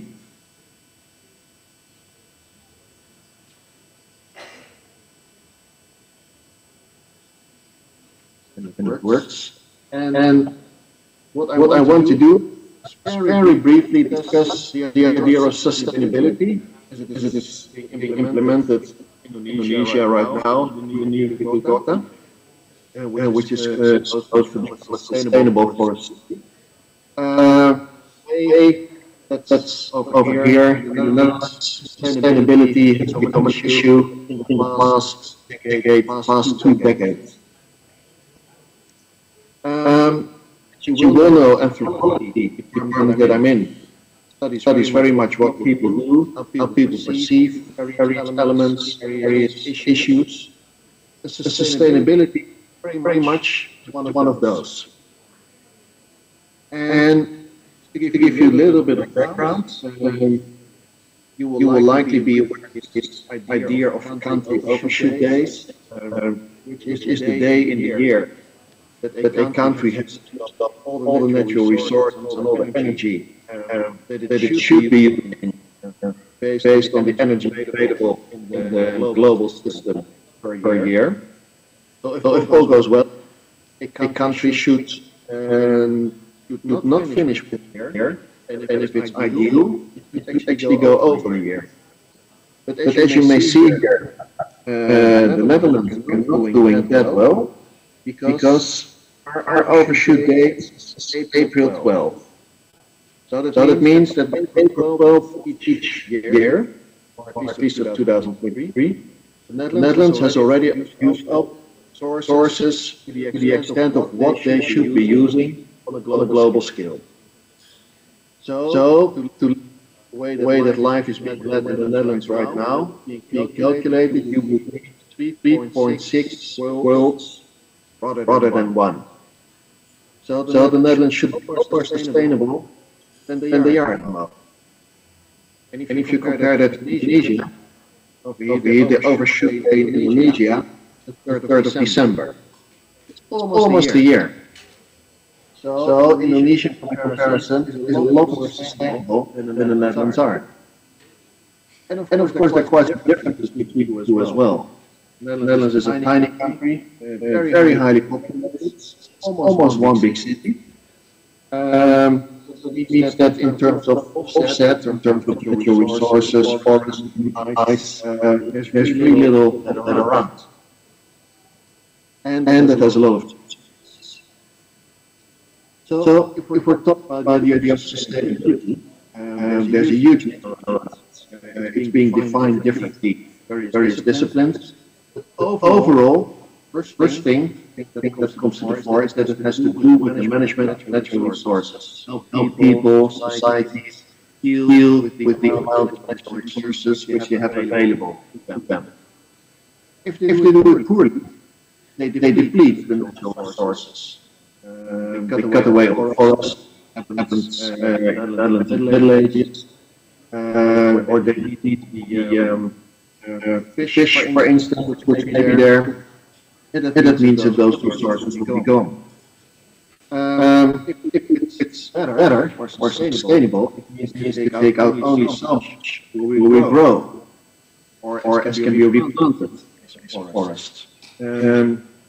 And also important, if then you're using resources in such a way that causes pollution, they make sure that pollution can be offset, can be neutralized by natural processes, rather than that it causes really severe impacts, such as the rain, or as we have sometimes in the Netherlands, the rain of ashes. So the kind of consequences that are really absolutely negative that cannot be offset. And a major question is, why does it matter? Why should we be sustainable? And the answer to that is, of course, well, we like the planet to continue to exist, and if we would like for future generations of children to still live there, we must ensure that there actually has been a sustainable management of the Earth and its resources. In anthropology, study is not so much about how the resources are doing, far more about how people think about this sustainability. And you can think of that in terms of economics, or in terms of politics, like thinking of how should we best manage these resources. But in anthropology, there's a lot of emphasis on how people actually think about being sustainable and what the effects of sustainability are. And that is important, because it is not the same for everybody. If we briefly compare Indonesia and the Netherlands, as I just pointed out, the Netherlands is using far more resources than it should be. That also is because of the standard of living in the Netherlands is a lot higher in many aspects than Indonesia. So practically speaking, that means the Netherlands are using resources, buying resources which are actually necessary in other parts of the world. And you may wonder, a good way of going. That's fair. And answer to that, to a large extent, probably, but it is not. And if you look at this from the perspective of countries, and within countries, within societies, you see the same thing happen. Let me compare two citizens in the Netherlands, whom I know. I call Petra, or Ronald. Petra is a student, one of my students. She's 22 years old. She's a vegetarian, and she's vegetarian because she thinks that's good for the planet. If you do not eat meat, if you do not eat fish, that means a lot of the bio-industry is not necessary for, because the bio-industry quite bad for the environment, turning vegetarian an option to care of sustainability.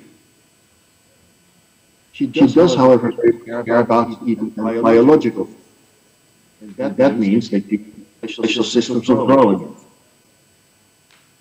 She's very keen on sports, she's healthy, of course she's also young, which she sports a lot. She has no car, she has no driving license, she doesn't own much stuff, she rents a room, and she goes around getting a bike. She's a city person, so she lives mostly in the city, so she needs a bike. Goes outside, she takes public transport. She sometimes takes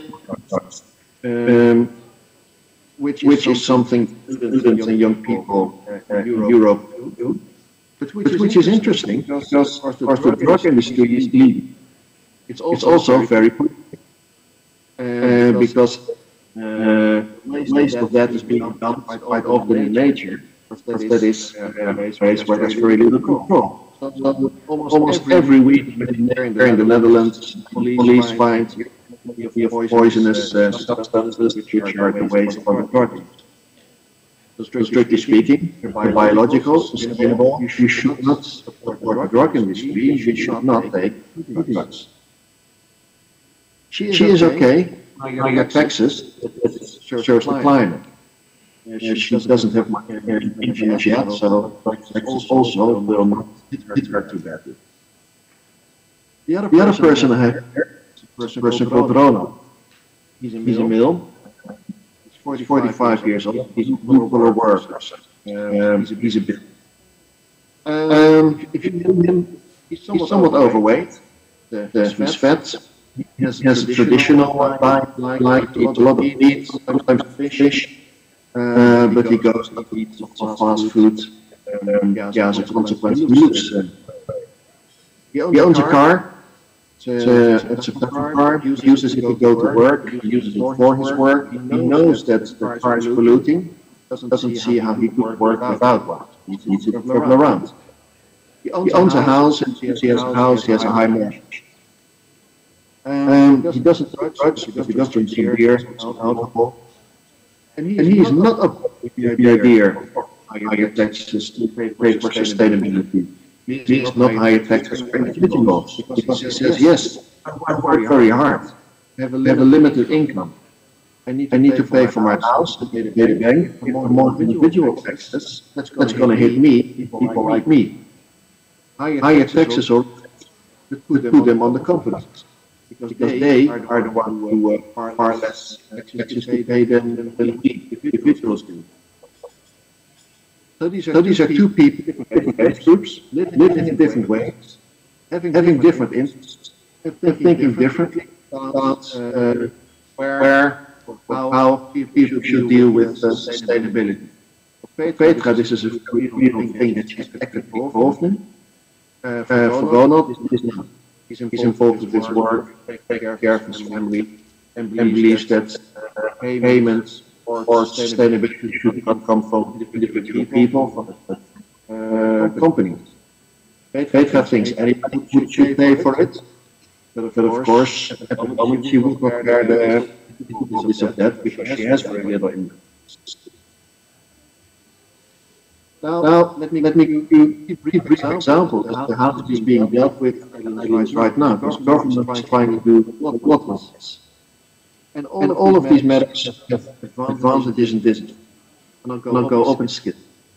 First is an example of a measure that has been introduced 2 months ago, quite recently. That is the idea that if you have kids of bottles, you can put deposits, which means that if you buy a bottle, there's an extra 15 cents to it, which you get back once you return the bottle to the shop.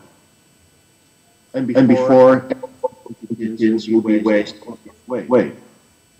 So the idea is that material back, you can recycle it. By recycle it, you can use the aluminium once again. And once the measure had been implemented, it meant that people started to collect things to return them to the shops. But many people also simply threw them away in waste baskets. For some people, poor people, homeless people, hey, look into the waste, take out the tins, the bottles, because they represent money. Consequence of that was that a lot of waste baskets, just to picture right above, would simply be upturned. There would be a lot of waste spread out throughout parks, streets. People would just simply throw out all the waste with tins and empty cans. That causes a lot of waste going around. But the opposite from what you measure can do. It's getting better now, because people are more aware that they get money back from the cans. But also because the new development in weeks is that in many places the city governments are installing these kind of small rails, waste baskets, to put bottles and tins they do not want to take back themselves, which means poor people can combine and collect them to the shop. So this is an example of one way central government trying to promote sustainability education through an economic incentive, and how that same incentive first had it go wrong, and how many municipal governments now come up with a solution to deal with that. Similar example that ties also a bit into the presentation of the previous speaker is how we use electricity. The Netherlands are a country with a lot of cars. There's a lot of infrastructure, lots of people drive. All those cars, most of them, petrol-driven cars. Netherlands don't have to be imported. It's usually imported from the Arabian states.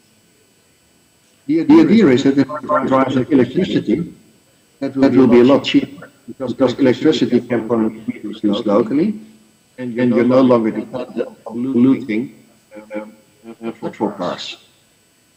So over the past decade or so, the use of electronic cars has been very much promoted, especially by central government, which gave subsidies if you want to buy electric cars.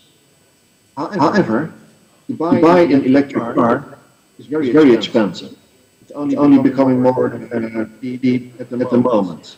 But until recently, it cost at least 70,000 euros, whereas a gasoline burning car would be about 15 or 20. That meant that it's sustainable in this way, only possible with a high income. And that meant that the people who were able to buy an electric car from those subsidies. So whereas government was very much putting everybody should start towards electric cars, it was only possible for people sufficiently high income to do so. And of course, for many people, it was practical.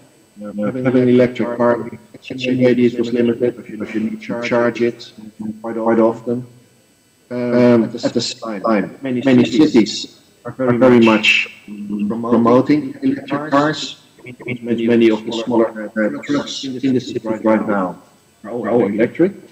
But it also means that they have started to ban fuel burning cars from city centers. If your car is older than 50 years, you cannot drive a car in the center of cities. But there's an important point with this as well. Because if electric cars are more sustainable because they are not burning fuel, question is, where does the electricity come from that they need? And that is big because the Netherlands are trying hard to use natural energy, for instance by integrating windmills, a lot of wind here. But if everybody moves towards electronic cars, that is not going to be sufficient electricity for that.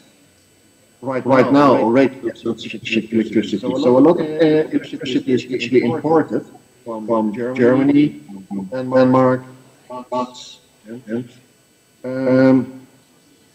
In Germany, that electricity often is generated by natural means as well, as it is in Denmark. But for instance, in France, is nuclear, which the Netherlands government recently voted for not use, but because of the high demand, not only for electric cars, but other for electric cars, there's now discussion on returning to nuclear energy, because it's simply possible to generate sufficient electricity in another way.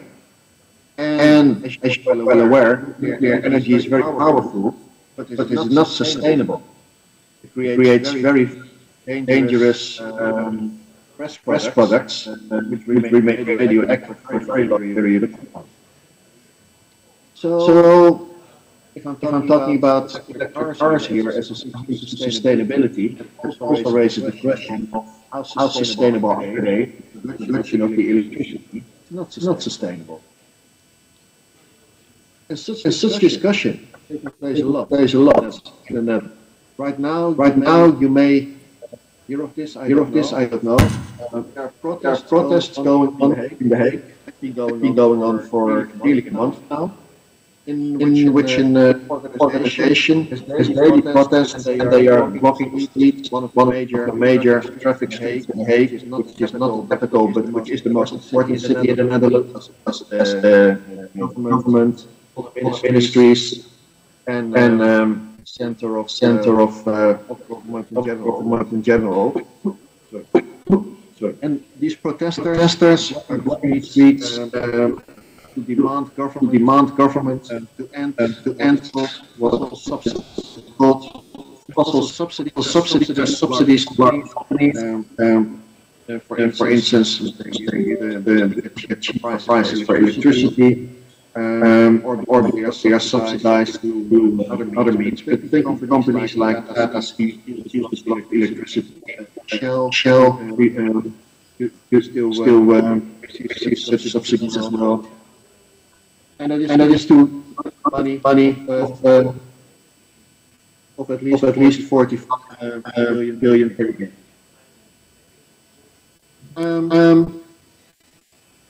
These protests have been going on a daily basis with the idea that the government should end these subsidies. But of course, that's a government decision. It's not something that can go on, that can be made so simply.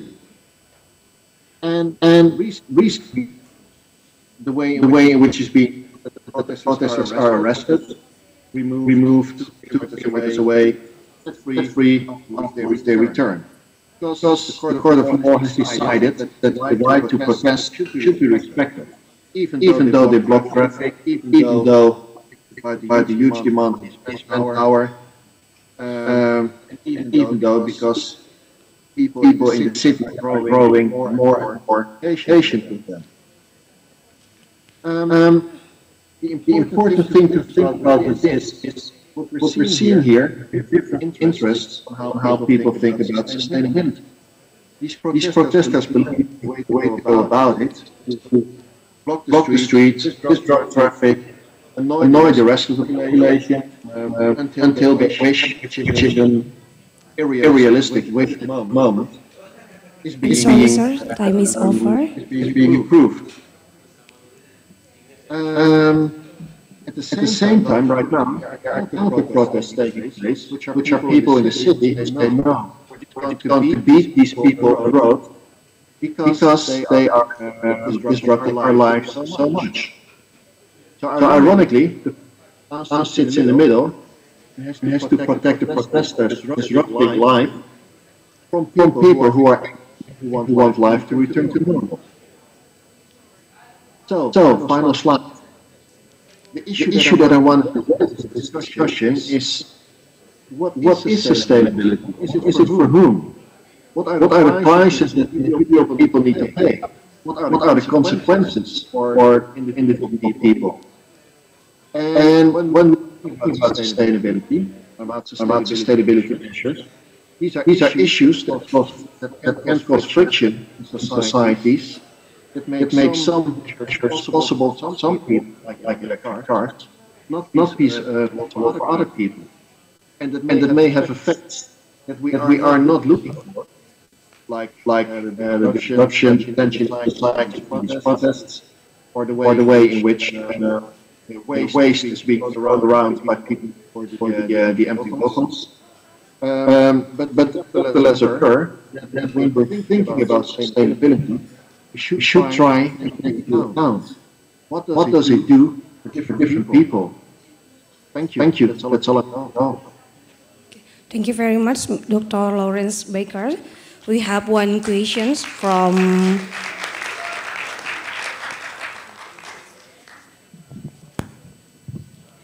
Hi, Pro.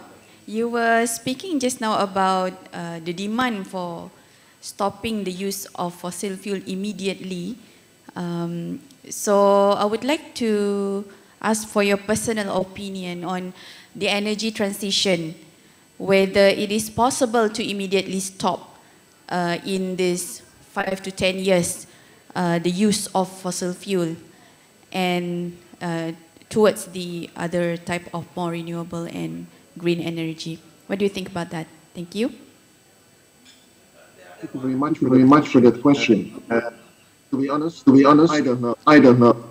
This demand is being put forward by protesters on the streets who think that this transition should happen very quickly. But for instance, if we're talking about petrol, and think about the number of cars in the Netherlands using petrol and how fast they could be replaced with electronic cars, and whether the necessary amount of electricity to drive those can become available in the next 5 to 10 years. I think that transition cannot take place in 5 to 10 years. That it will take longer. But on the other hand, if you leave it up to the large companies who are now profiting from the subsidies, then it's unlikely that it will happen very quickly because it's not so much in their interest. So I do understand where these protesters come from, what they want. I'm not a protester than myself. I wouldn't go and disrupt life, rest of the city in such a way. But I do understand why the protests are taking place. I am very curious to see how Indonesia capital will deal with this. Because to some extent you are in the position that you are kind of having a laboratory situation in which you can build a city and all the infrastructure from scratch. So perhaps you are able to skip over this problem and and start with a solution that Europe actually can take and use as an example.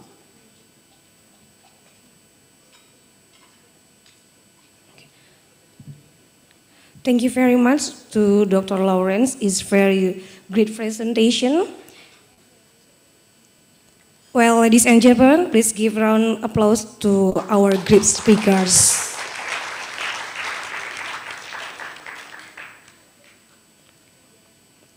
Thank you very much. I hope you enjoyed the conference. And see you again soon. See you again. Bye-bye.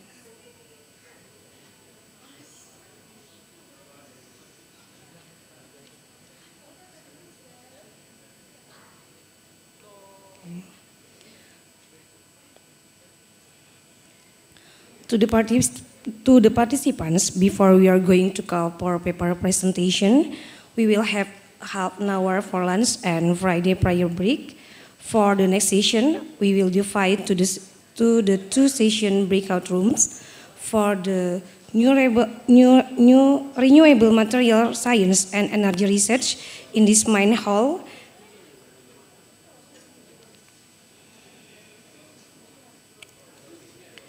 And for the sustainable community transportation in the senior room.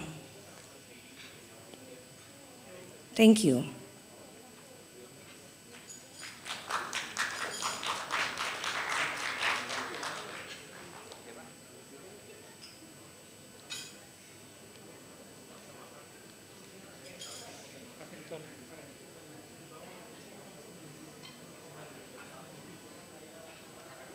To the Seminar International, we are going to start presentation. We invite Dr. Rosnani Abdullah. Please welcome. The time is yours.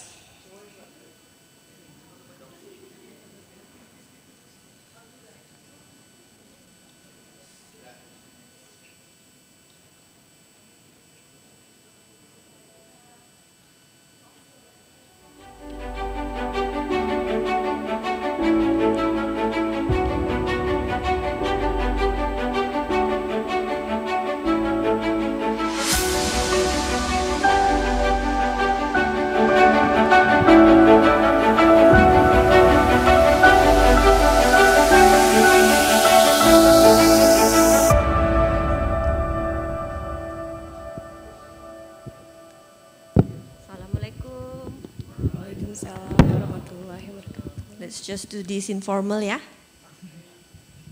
Okay.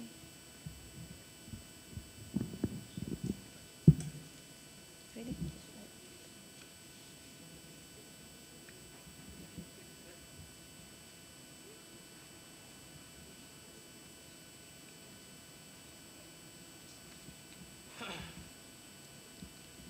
Okay.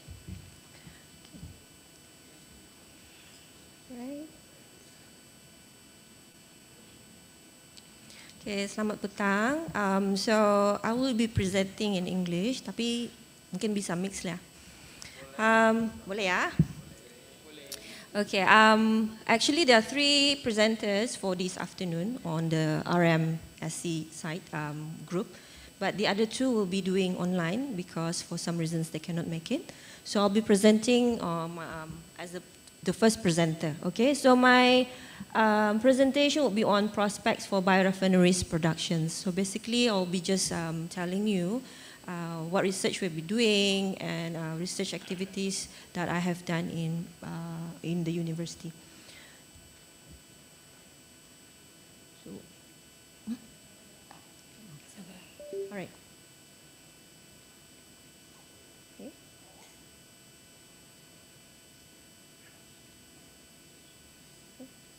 Kenapa nih? Alright. Okay. I have to see the slide. Okay. Just for introduction, some of you will not know where is Brunei. So basically, if you look at the Borneo Island, Brunei is the smallest country. So our capital city is Bandar Seri Begawan, and we are only about 5,800 square kilometer in area. So we're not very big, and our population is just around less than 500,000. And most of our geographical features are still covered 70% by forest reserve. So we have very strong conservation policy, so we can't really cut down trees for any sorts of energy activities. And we have around 5 government higher educational institutions, and 3 of them will be University Brunei Darussalam, University Technology Brunei, and as well as UNISA, University Sultan Sharif Ali. So this one concentrates on Islamic studies.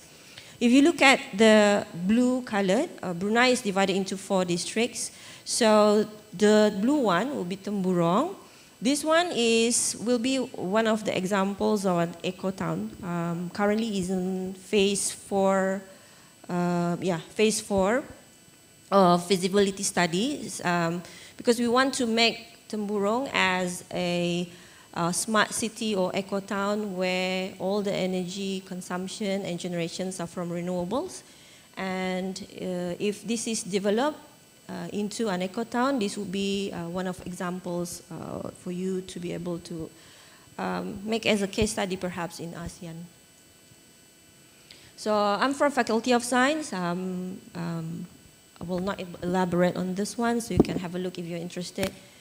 All right. Now move on into research. So basically what we're doing, particularly in my research interest, my research interest is on the energy related areas. So most of the research should be in line with the Sustainable Development Goals number 6, 7, and number 13. So even this is in line with the university requirement, looking into clean energy and sanitation, energy as well as climate action. So our research should be related to this one. Okay, just recently, this professor, Dr. Francis, he came to Brunei for presentations of EU climate change forum. So he predicted that the growth in bioenergy should be accompanied by shift towards sustainable feedstocks and also modern production pathways which avoid negative effects on biodiversity and human health. So basically, we're looking into more sustainable feedstocks for generations of bioenergy, even though I think many countries in ASEAN, even the world, are pushing for electric vehicles or EV. But as you know, the price or the cost of these EVs are still expensive, and there's still room for conventional vehicles.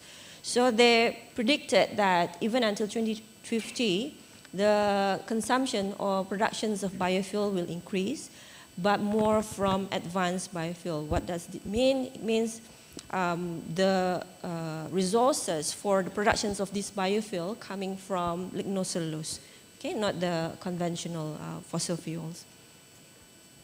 So just to show you that this is the current energy scenario in Brunei, we rely on fossil fuels for our national energy consumption, okay, and so we have minimal interest in the use of renewables at the moment. But because of the worldwide interest on research of the renewables energy, and also in to comply with our government's target to mix renewables with our national energy mix, so we have to diversify our energy sources and strengthen for our energy security, hence the research of renewables. So our supply side, if you can see, we would like to increase our total power capacity mix from renewable energy by 30% in less than 10 years' time. Around more than 10 years, now it's 2023, about 12 years to go that.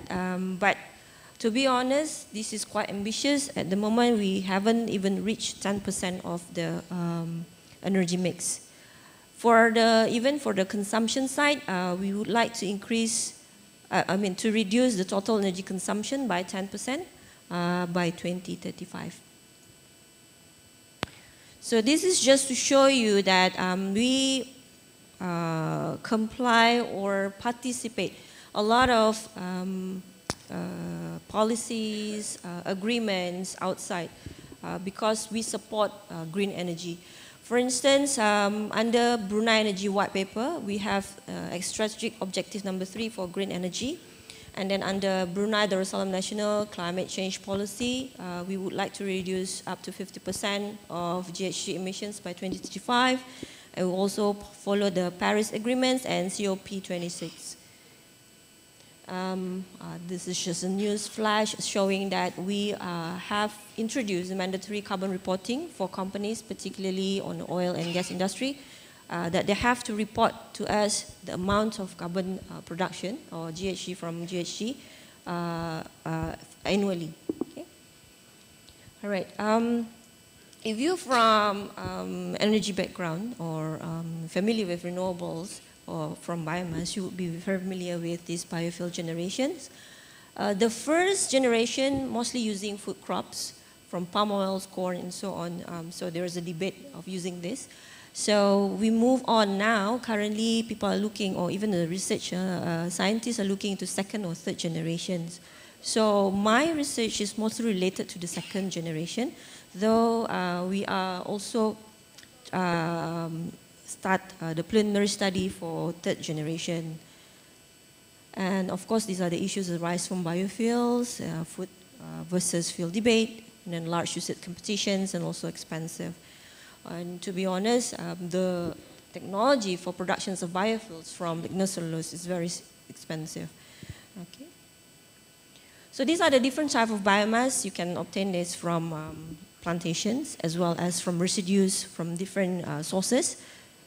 And of course, biomass consumption, it has to contain, or in the structure of whatever material you use, you have to have carbon, okay, for us to harness. So photosynthesis process is a very important process to produce carbohydrates and also oxygen. So what we're trying to harness is the carbon, or exploit is the carbohydrate.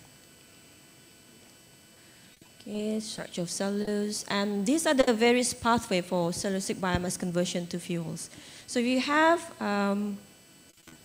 cellulose coming from plantation, you can have gasification, fast pyrolysis, hydrothermal processing, and hydrolysis process to produce different kinds of products depending on your requirement. Okay, this is the research area that I'm very familiar with, doing hydrothermal liquefactions for extractions of biorefineries. So biorefineries may consist of biofuels or biochemicals. So basically, hydrothermal treatment usually does not exist by its own. It usually tandem with other processes. So we can say that this hydrothermal process is an intermediate process. So we have to combine with other processes so that the product that you obtain will be more efficient and more useful. So in terms of hydrothermal treatment, we are looking into subcritical and also in the range of hot compressed water, because temperature input, of course from electrical usage of fossil fuels, will be higher for higher temperature. So we try to reduce as much as possible and try to have a milder condition for the productions of biorefinery products using biorefinery process. Why we use hydrothermal condition? Because we can increase temperature and pressure and take advantage of the properties of water. Okay, if at higher temperature and higher pressure, this density of water, dielectric constants of water becomes different, and we can play around and take advantage of this because they're attacking different parts of the structure of the wood that you use and producing non-toxic products. So we thought hydrothermal treatment is environmentally friendly process. So these are, of course, in Brunei, our land is not suitable for farming, probably because we have oil and gas. I'm not sure. We have to ask people who are expert in soil engineering. Yeah, but our soil is more too acidic, so it's not good for plantation. Hence, we don't have a lot of biomass products.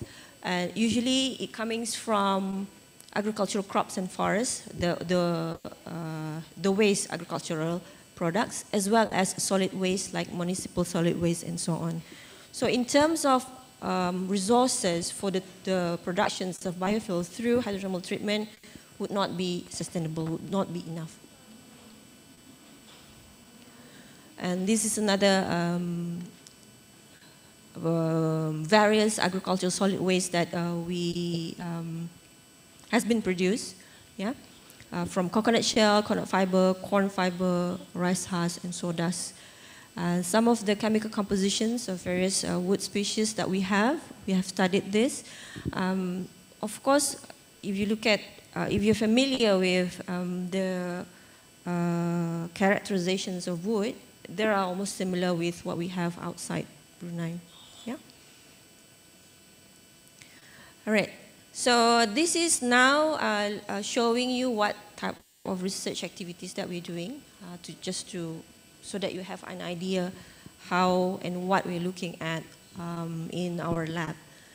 So this is just an example of using hydrothermal treatment of cellulose, 99.8% cellulose, because we thought cellulose is the hardest part to hydrolyze.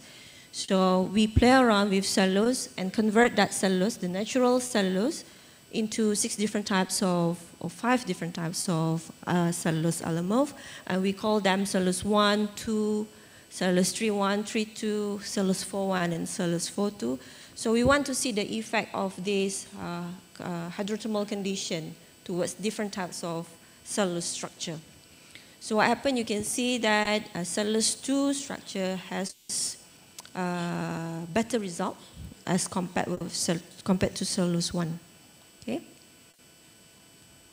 And these are the liquid products coming from the hydrolysis of cellulose in the hydrothermal treatment. So you can see that hydrolyzed product, which consists of, which you can convert into bioethanol, is produced more in group 2 as compared with group 1. So more hydrolyzed products indicate the treatment condition being appropriate for hydrolysis besides its resistance to decompose. So if you have sugars in the products at higher temperature, it will not be stable. So you have to play around with the time as well as the temperature to obtain the products that you require. So this treatment can be sort of a viable decomposition way or route for you to obtain sugars to convert into bioethanol. So for the cellulose decomposition, we found that cellulose 1, which is the natural cellulose, which have not been converted into different type of cellulose allomorph, will be hydrolyzed into cellulose-oligosaccharides, glucose, fructose, mannose, and then further degraded into different types of biochemicals. So you can see from the hydrolyzed product, you can obtain or you can convert this into bioethanol. But if you require more or require certain biochemicals, for example, levoglucosan or glycolaldehyde, so you can further treat that into a longer time so that you can get these biochemicals. Okay. All right. On top of that, we're saying that this hydrothermal treatment is environmentally friendly. But how environmentally friendly they are, we should do life cycle analysis to see the effect towards the environment. Okay? Environmental impacts is one of the hot topic nowadays is discussed, as well as the ESG, environment, social, and also governance. So many of the companies, even probably outside Brunei as well, they are required to report LCA annually, so to comply with the government's target. So LCA is, I think, quite an important process, and it's usually done after one process is completed. Okay, so we can do LCA for the hydrothermal treatment just now and to see how environmental friendly they are towards the environment. Okay, so biocrudes from lignocellulose are increasingly being used in attempts to reduce environmental impacts as to ensure energy security as well as sustainability in many parts of the world. And on top of that, we need environmental assessment on various categories, such as what is the effect to the global warming, or are there global warming potential, what are the impacts towards our ozone, toxicity, socially, and environmentally, okay? So for that LCA, we run the LCA into this process, and we found that but this is just part of the study. I did not show you the complete results. So this is just for the preparation or for the conversion of natural cellulose, or cellulose 1, into different types of cellulose. So you can see that the effect of the process itself has some impacts to the environment. And bear in mind that this one, the results are excluding electricity usage in the inventory. So when we input all the results and run the simulation, you can get this data. But of course, since the usage of electricity is using fossil fuels, the contribution to electricity will be the highest as compared with other categories on the right side. So we take out that just to see what are the different impacts coming from the other categories' contribution. So you can see that in these results, you can see the purple one probably is the fossil depletion. So that means still, even though this is excluding electricity, but the chemicals that we use, the process that we use, the inputs that we use for converting different types of cellulose has some impacts to our environment from fossil depletion. Okay, so this is just relative comparison. So there's no unit based only on percentage. So the highest will be coming from fossil depletion, and then followed by the green one, or the brown one, and so on. So you just see the environmental categories here on the right side. So from this, we can see that certain categories, you can play around or to reduce them. But bear in mind, if you reduce one, you will increase the others. So you have to compensate or play around the safest or the best condition. So perhaps you want to change the system itself, you want to change the electricity from, instead of using it from the fossil fuel resource, you use electricity coming from renewables. So it will have some impacts, okay? So this is HCl of biomass from principal component analysis of international patents. So basically, this project is done after COVID. So we want to see what are the pattern or the research interests worldwide in terms of hydrothermal treatment, or this one is hydrothermal liquefaction. Are there people or investors, researchers still interested in this area or not? So we did PCA, or this is a natural language processing using algorithm, just to see from the patents submitted all over the world, what sort of information of the research that we are looking at. So recent literature reviews reported that for technologies for bioproduction still consists of thermobiochemical processes, and biomass combustion via coal-fired technologies are still emerging, still people are still doing it, as well as studies in biophotolysis, photofermentation, dark fermentation, and hybrid system for biohydrogen production. So these are sort of the current trends, okay?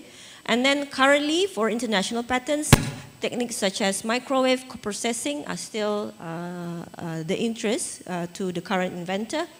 And we can see that batch reactors still dominating the continuous process, and then study investigating slurry viscosity, also controlled through catalyst addition, have attract attention. So from these trends, we can align our research, okay, with the current trends outside our country, outside Brunei. So this is our first study, and this is just the breakdown of filing patents. So patents are filed from different parts of the world. So in this case, we're just using 108 patents. It's quite a small presentations of data, but we want to see the applications of PCA for the patents application. So this is the machine that we use. It's quite small, but apparently there are smaller version of it. This is 1 by 1 by 1 meter. So it's quite small like this, and it's also portable, and it's just use the current, not the 3-phase electricity, just using the 1-phase. So basically we have the small reactor, which is only around 7 mil in volume, and we treat that with the controller and so on. Okay? And this machine actually was produced during COVID, produced online, because during COVID, a lot of factories were closed down, so we have to assemble this in Singapore and do everything online through video call. Okay? Eventually it arrived Brunei in June 3 years ago. Okay, so what happened, when we collect the liquid part, we usually use HPLC, high performance liquid chromatography, to analyze. But it's so time consuming that we want to reduce the process. So we want to reduce, try using only FTIR by application or the help or assisting of AI. Okay? So at the moment we don't have enough data because this is a machine learning. You have to teach the machine to respond to whatever environment. So you have to input a lot of data so that the machine understands what you want. So at the moment we try using, I think, 4 or 5 experiments, and the data we input together with GAI, and also we actually did the actual experiment. Okay, but the answers is quite positive, but we need to teach more on the machine. So this is the current research that we're doing. Okay. This is another one, alkaline treated wood and HTL tandem processes. I'm sorry, can you follow the research? I hope you can, yeah? Okay, so this one, when you just take wood, put it into hydrothermal system, you can get some solid and liquid products. So in this case, before we put the wood, or the solid product into the solid resource or feedstock into the system, we treated it with alkaline using 4% of sodium hydroxide. So the purpose is just to delignify or just to get rid of the outer skin, okay, so that we can easily access the inner structure in the HTL. So we found out that, of course, the results are much better. But again, if you're looking into, if you apply LCA, whether the process of pre-treating this wood is good or not, because NaOH is quite a strong alkaline, and you need to neutralize by using acid before you discharge it to the water, for instance, okay, for discharging. So alkaline treatment tandem with HTL producing better results. Okay. This is another one. We produce biohydrogen from photodecomposition of various cellulosic biomass waste using methyl titanium dioxide. So basically we have lignocellulosic biomass or cellulose or wood, and then you add them with catalyst. In this case we use methyl titanium dioxide as the catalyst, and then we put them under under lighting, which is what we call photodecomposition.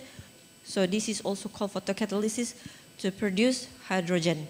So we found out that in this case, if you look at cellulose, it has the highest content, which is 131 micromole as compared with the others. So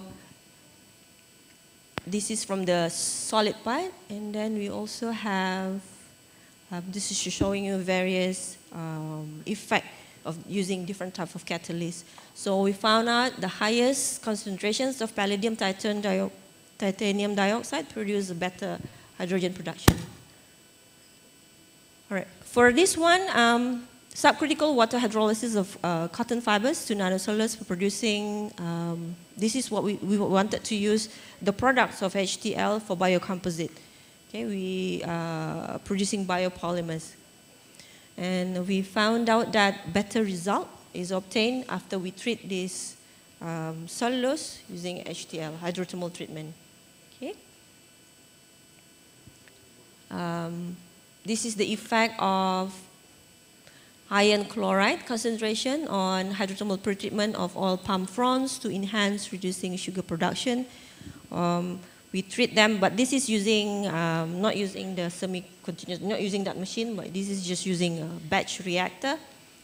So the product, we add iron chloride, and we found out that the productions of sugar increases as compared with no additions of iron chloride. Okay.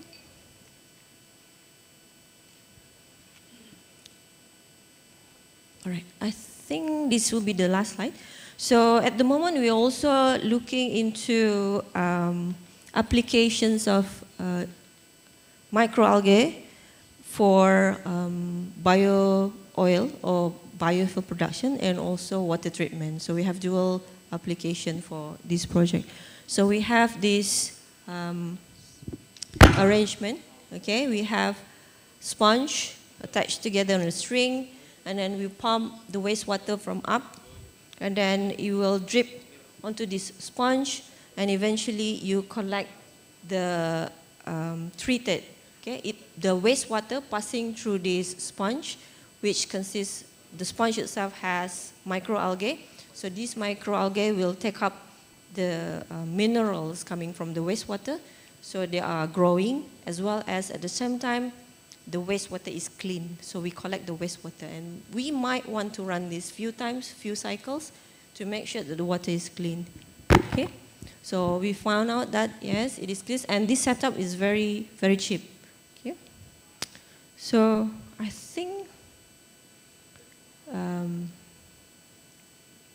yeah, I think that's it for my part. So I'm sorry if I'm sorry if some of them are you're not familiar with.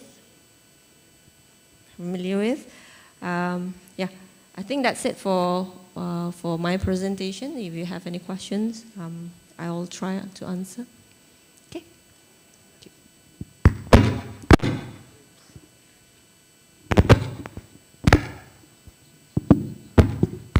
It's very nice presentation. Well, ladies and gentlemen, please give a round of applause for our great speaker. I will open a question and answer session. Any question for Dr. Rosna?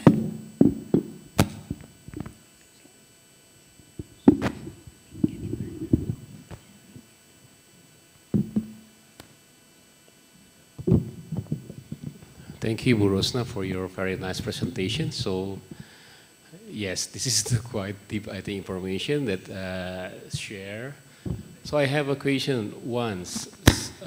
When we talk about biorefineries concept, so I think we can get and then take many part of the lignosus material and then use it for many purposes.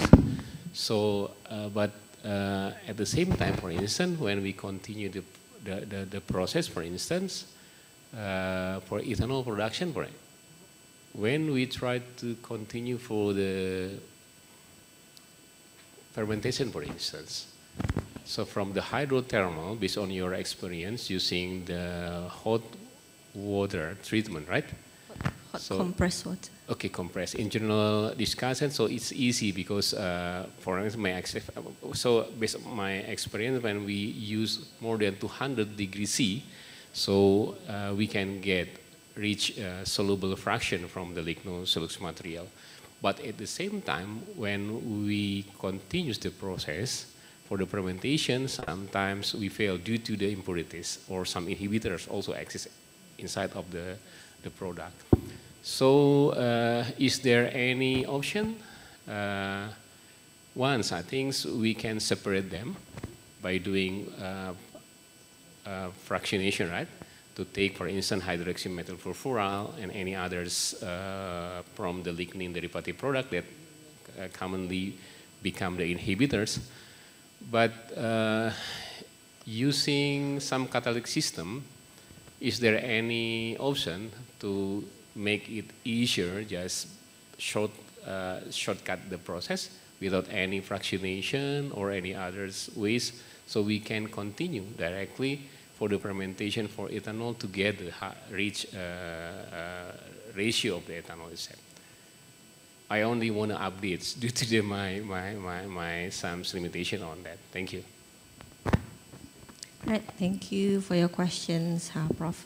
For my research, I didn't do the whole process. That means until the fermentation, but I only stopped after the productions of liquid. However, my colleague have tried using 100% sugar solution just to see the reaction. So in this case, what happened? They have used two types of microorganisms during the fermentation. So they've eliminated the productions of carbon dioxide in that case. So we wanted to see what happened if we just collect the liquid product from this treatment rather than just, rather than going through another process, which is fractionation, just to see. We still trying to use different types of microorganisms so that they can have some synergy to react, to respond, to take up all these different types of materials. So I haven't have the results yet, but I think it's quite positive, yeah, by playing around with microorganism. Yeah, I think for now that's it, but I will update you on the results. Yeah, yes.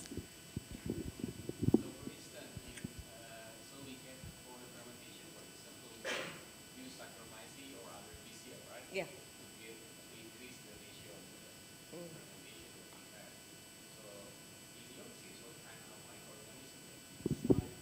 Yeah, we actually use that, the same, Saccharomyces and Cerevisiae. There are two types, yes. So one is actually harnessing the carbon dioxide, and eventually the other microorganism converting that carbon dioxide and producing bioethanol and acetic acid. Yeah.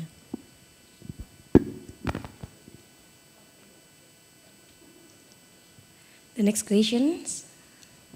Thank you. Prof. Rudy asked me to give questions for Dr. Rosna. Very interesting research.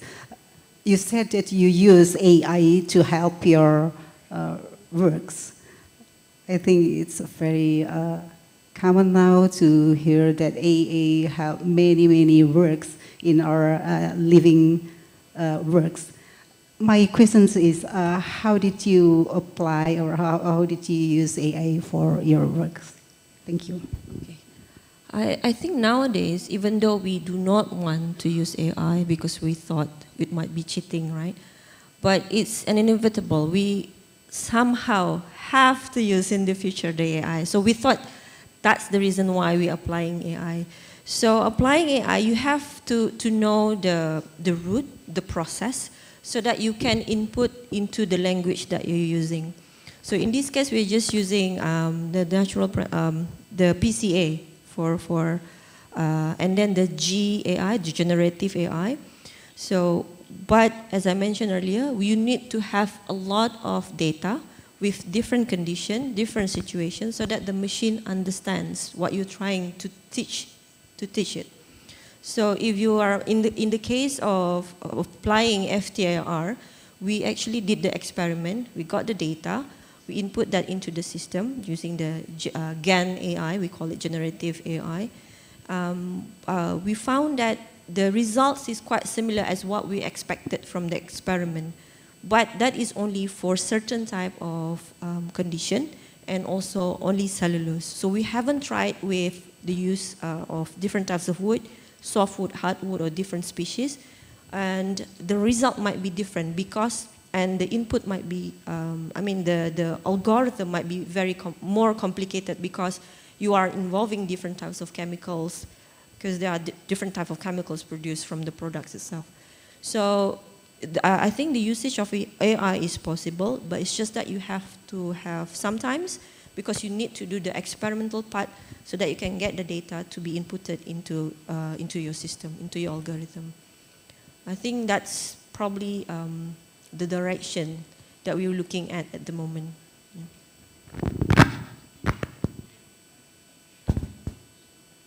Any other questions?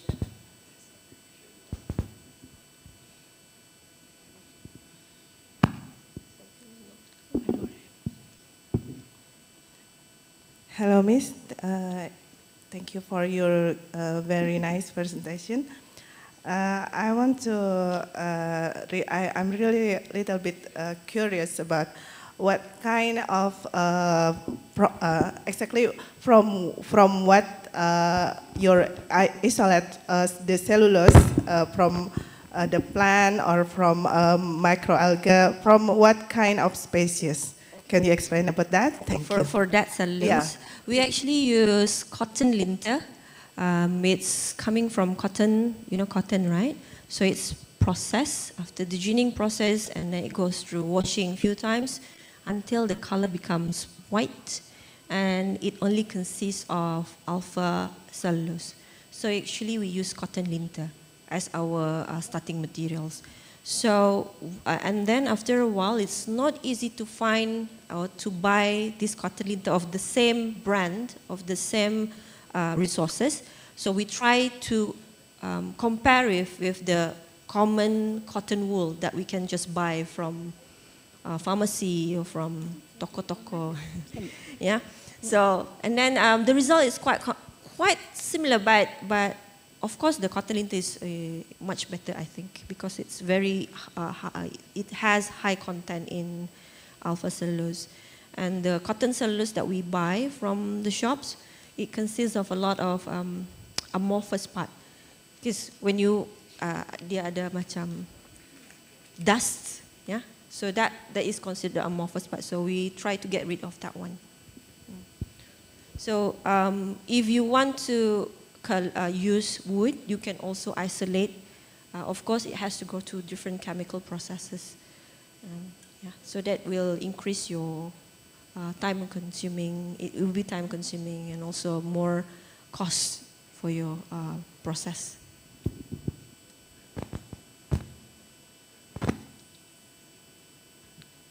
Thank you very much for the nice presentation, and I will invite Dr. Merika Sipahutar to give the appreciation for Dr. Rosnani.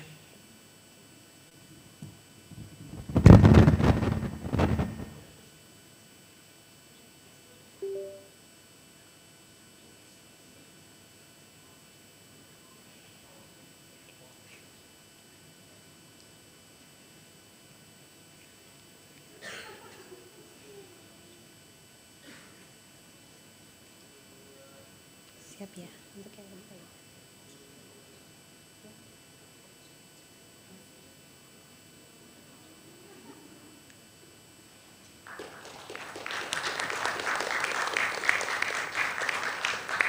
And the next agenda, the second speaker is from University Brunei Darussalam, Dr. Hazliza Bahruzi, the Director of Center of Advanced Material and Energy Science, University Brunei Darussalam. The topic is carbon dioxide as a sustainable carbon feedstock for fuel production. Please welcome Dr. Hazliza Bahruzi.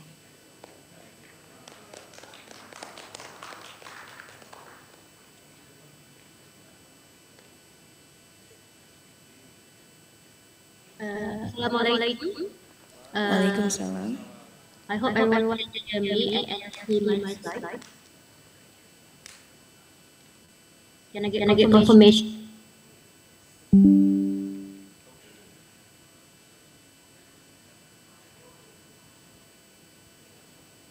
Is my slide?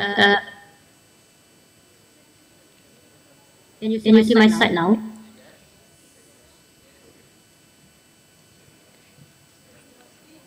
Yes. Yes. Okay. Yes. Okay. So I will. I said echo, so I have to mute my. Okay. Sorry. Okay. So I'm Hazliza Bahruzi. I'm not the director for Center of Environmental, but I have to reference Dr. Hanif because the timetable for this talk is actually during Friday prayer in Brunei. So I have to apologize if I am not. Basically, I only know that I have to take this morning. So my talk is really fundamental. So you can stop me if you think this is too fundamental and it's not actually within the context of the conference. But I have to apologize because I have no time to actually change or edit the top to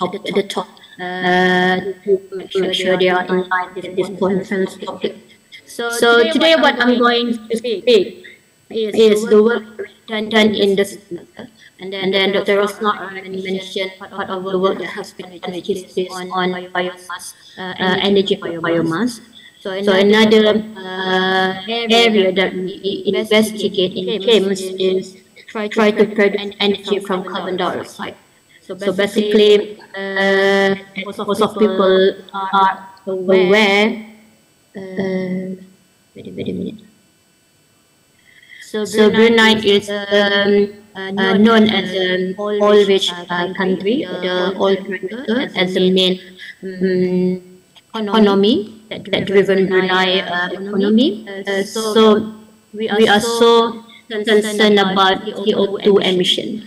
So if you look at the graph here, so CO2 level since 2014 is actually already surpassed the irreversible level. So basically, beyond this level, which is 350 ppm, the CO2 in the atmosphere will no longer visible. So we have to do something to curb CO2 emission and try to reduce CO2 by utilizing them into something useful. So what we are doing in UBD is basically we try to look at CO2. Can we use CO2 and convert them into green energy? So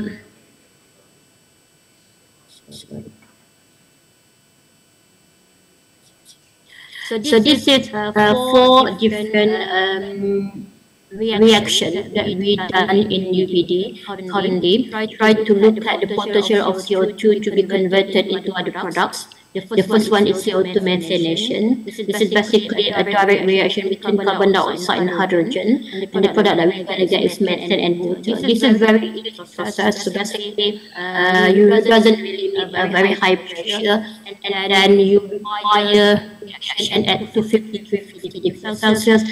Very high temperature, and you also get high conversion of CO2 into methane with high almost 100% activity.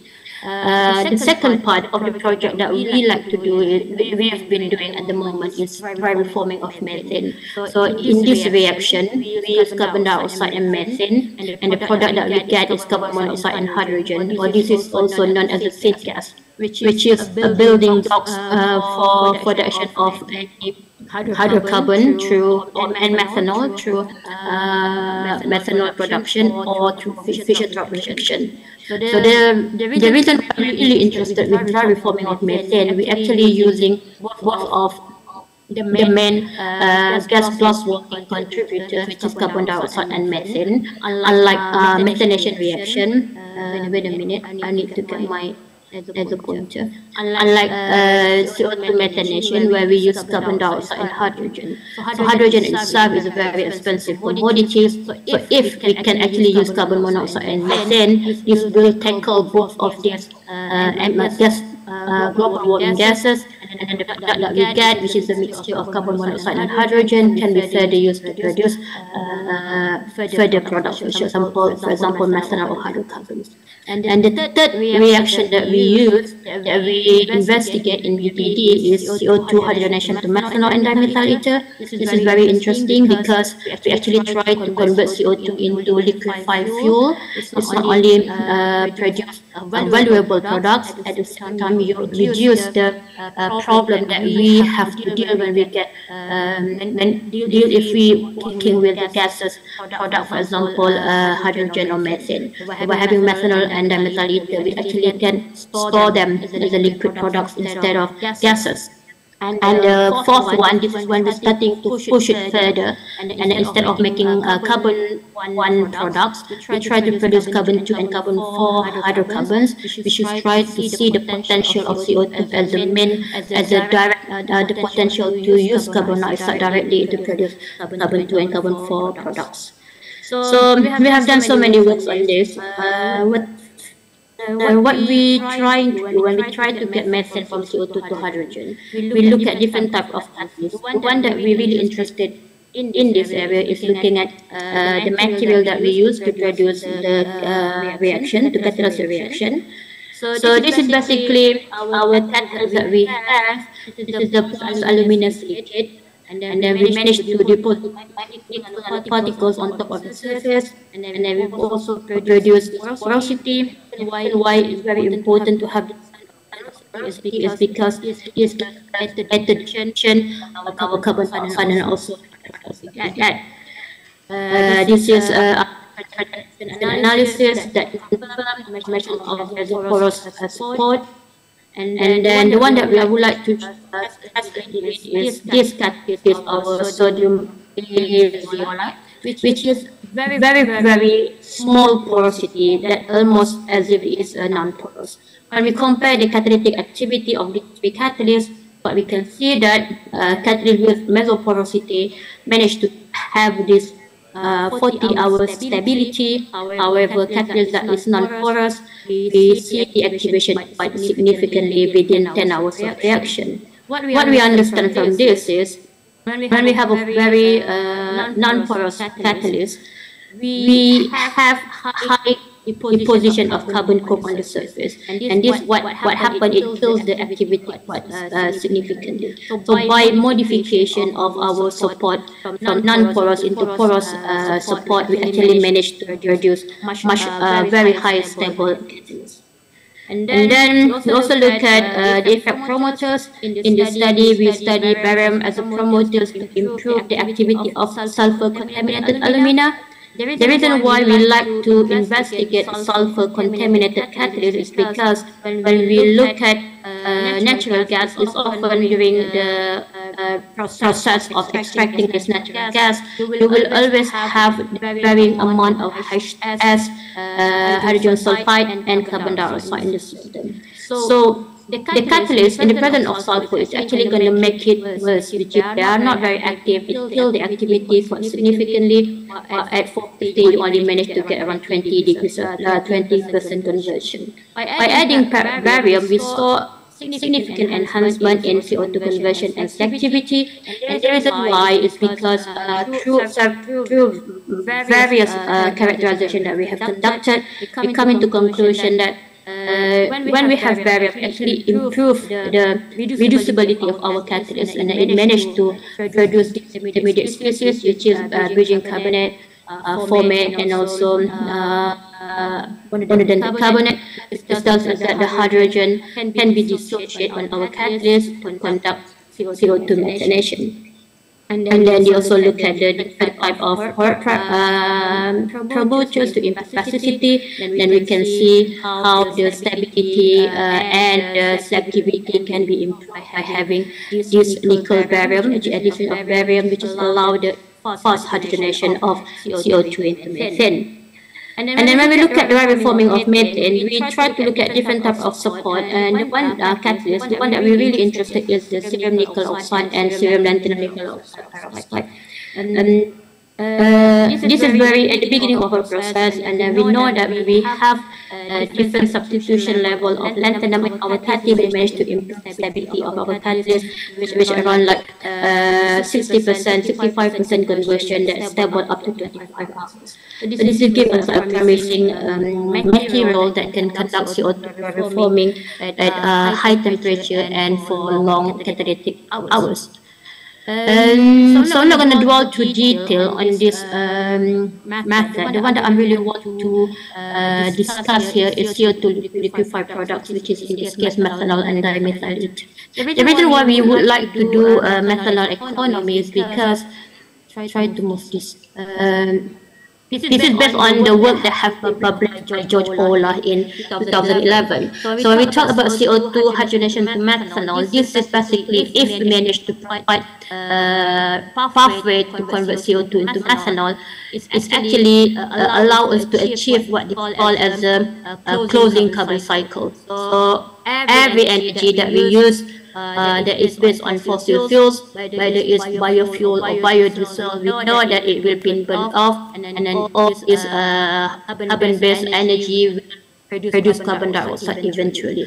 So if we can actually convert the CO2 back into methanol as a building block for fuel production, we basically achieve this closing carbon cycle. So we don't have to worry about CO2 being emitted to the environment, but instead we can always trap the CO2 and convert it back into the system through CO2 capture and utilization. So this is what we're trying to do. So ideally, this is what we propose.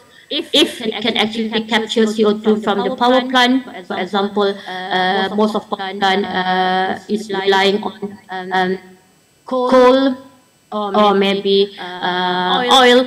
So if we can capture CO2 from power plant and then we use them directly for methanol synthesis, of course, provided that the hydrogen that we use is coming from sustainable production, for example, using solar or windmill as a source of electricity, and then the methanol that we get can be used as a building block to produce fuels, whether it's for domestic usage, for transportation, vehicle, or also at the factory. So this is the idea that we propose. We try to achieve closing carbon cycle by generating CO2 into methanol, to produce utilize CO2 into methanol.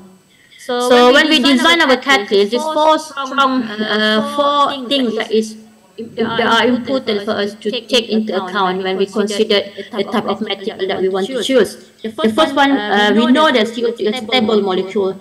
So we need to have catalysts that will be able to dissociate hydrogen. It's strong reducing agent, which is in this case is hydrogen.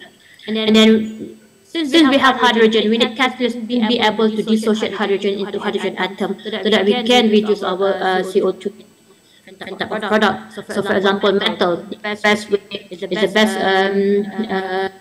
material to dissociate hydrogen into hydrogen atom. Then we need it to have a good CO2 absorption sites, because CO2 is a mildly acidic gases. So we need something that has high surface oxygen vacancy, and also if you can tune the basicity of our support, we will improve the absorption of CO2. And finally, we must have these sites for intermediates. This is very crucial, because to be able to tune our catalyst to have these sites stabilize our intermediate will give you products, for example, methanol or dimethyl ether, or maybe methane or hydrocarbon.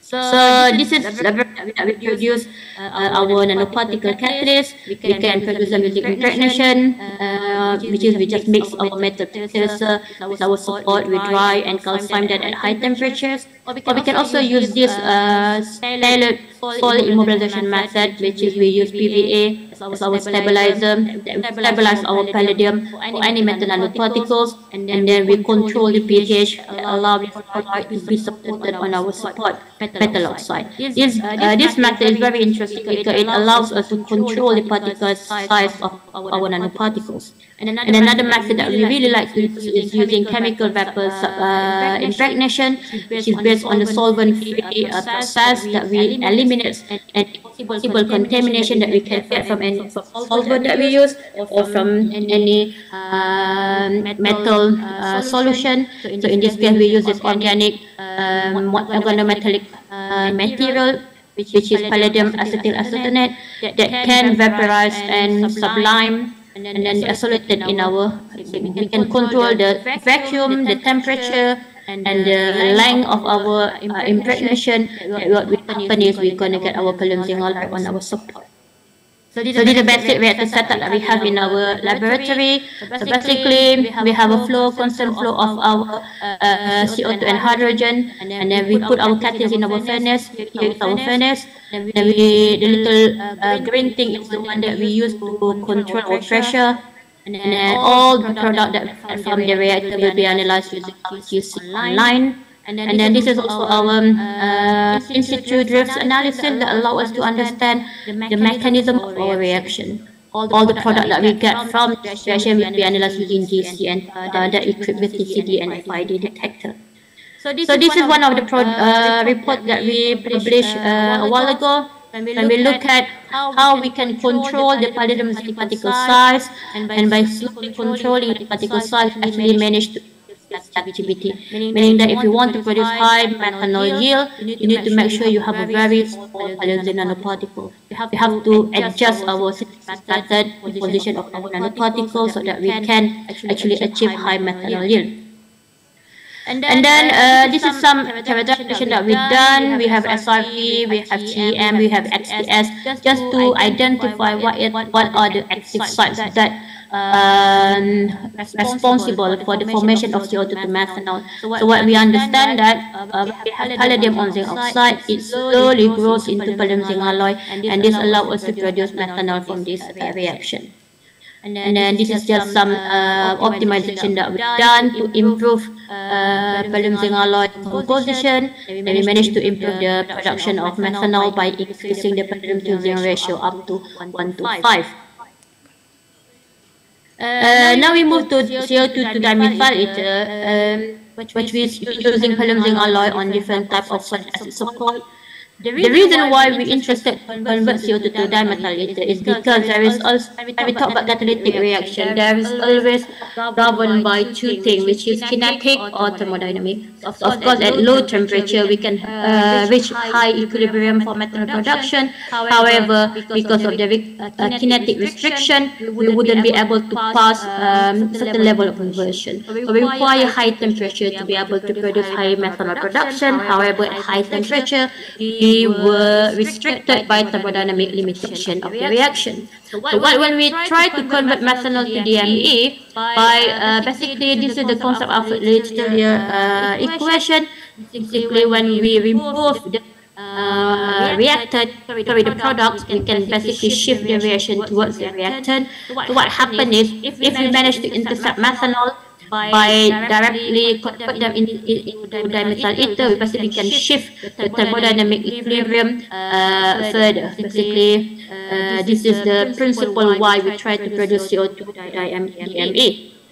Then we can see here, when we have palladium zinc on titanium and we have palladium zinc on the SM5, even though the conversion is pretty much similar, but we can see the selectivity or the yield of methanol and dimethyl ether is a lot higher when we have zinc SM5 support. This gives us understanding that yes, if you change your support from kind of like amphoteric neutral support, is this titanium, into highly acidic solid acid support, we can actually transform our product to dimethyl ether and increase our oxygenated products. So this is another characterization that we try to understand and confirm the formation of palladium zinc alloy and look at the correlation number. This is done by exact analysis.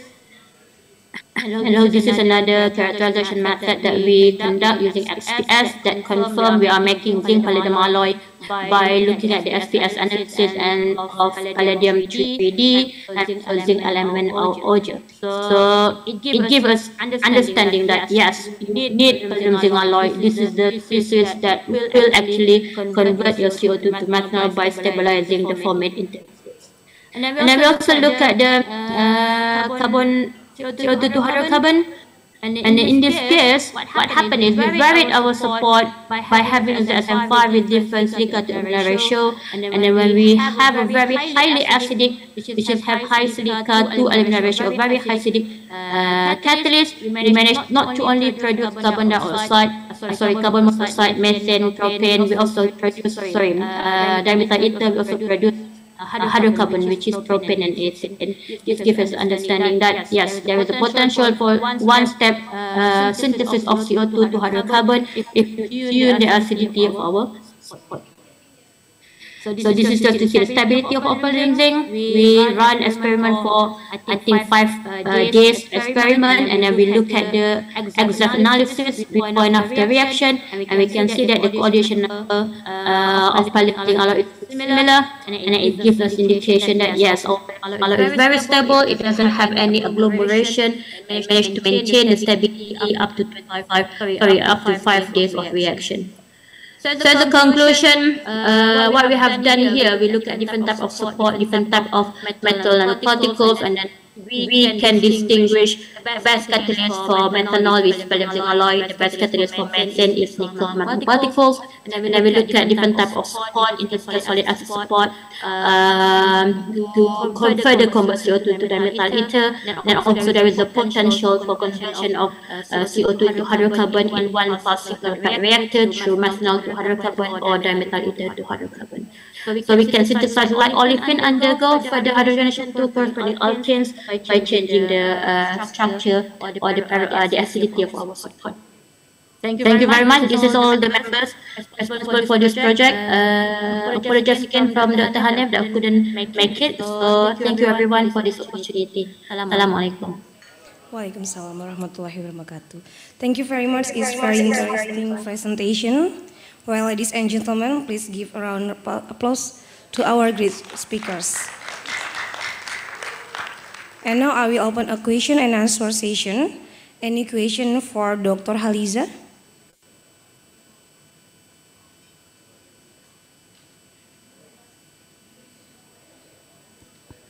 Yes, please.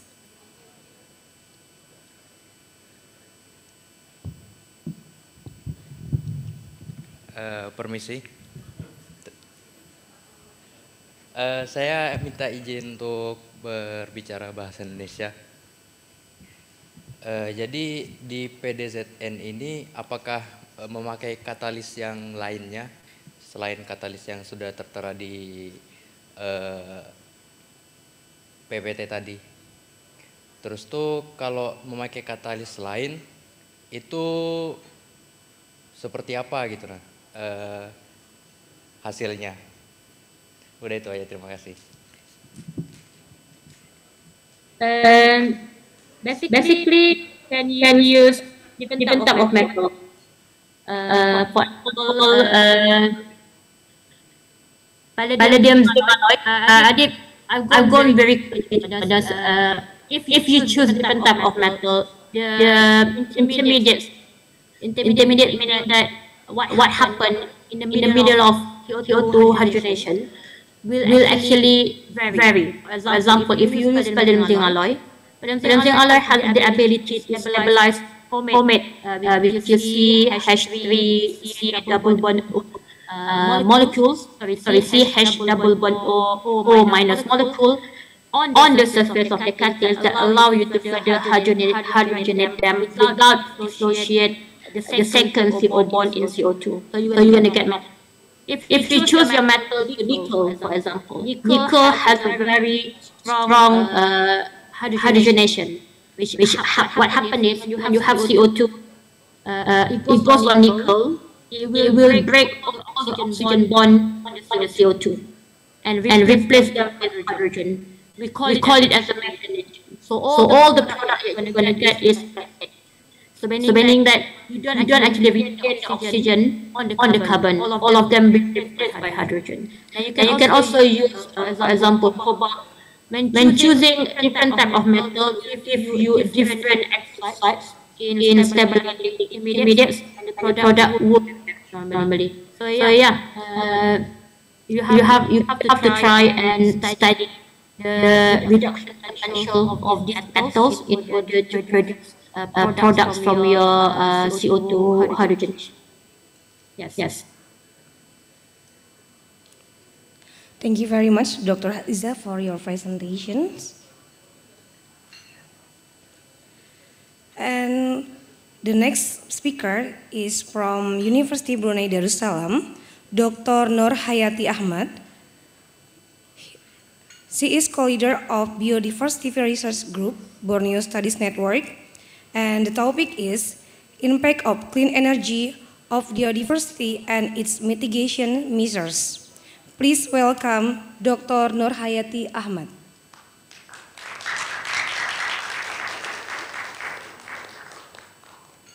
Yes, Assalamualaikum and good afternoon. Let me just share my screen.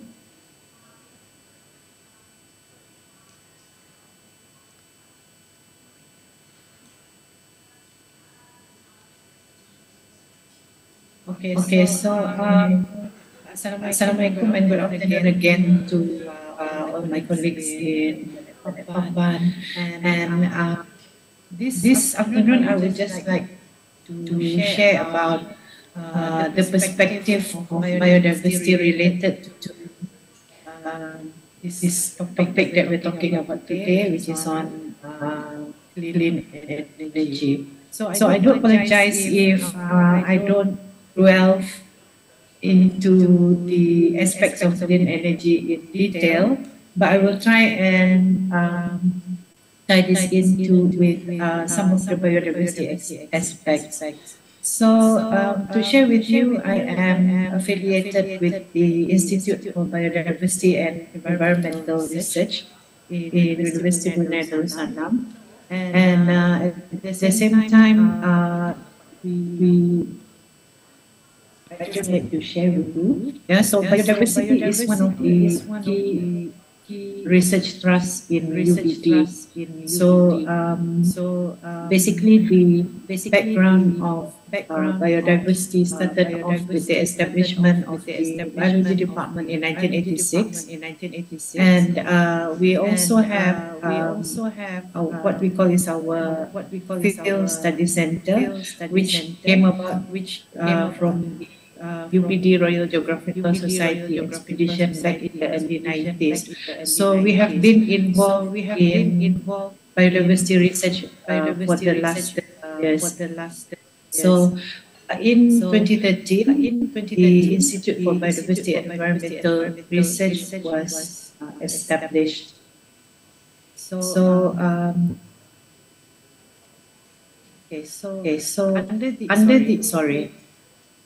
under the Institute for Biodiversity and Environmental Research, we have two key research centers.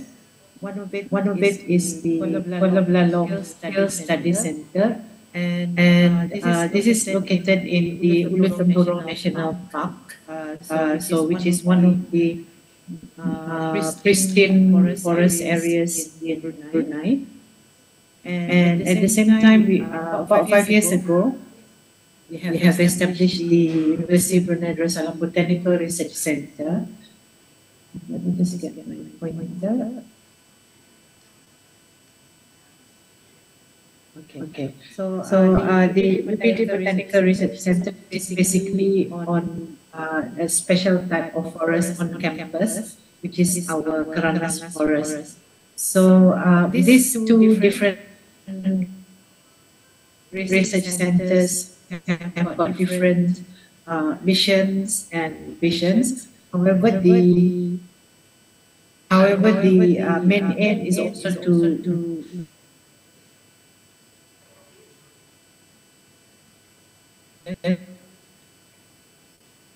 okay, so just to share with you some of the research activities that we are engaged in under the center. So we have the research activities going on at the Kuala Field Study Center. So this center attracts quite a lot of international collaborators because the pristine nature of the forest. And at the same time, we are also involved in the hyperpermanent forest plot dynamics. So this involves the long-term monitoring of forest dynamics and also to look at the climate change impact. Because again, although the forests in Brunei are quite intact, nobody can escape the impact of climate change. So again, at the same time, as I mentioned, we have the UBD Botanical Research Center. So this is to look at the ex situ and in situ conservation of the unique flora of Brunei. And also at the same time to catalog the diversity of plants in Brunei, and also related to that, which is one of the research activities that I'm involved in, is the natural product and medicinal plant research. So at the same time, we have the terrestrial research on the flora and fauna, and to look at diversity of Brunei's flora and also the fauna, such as well, birds, mammals, and so on.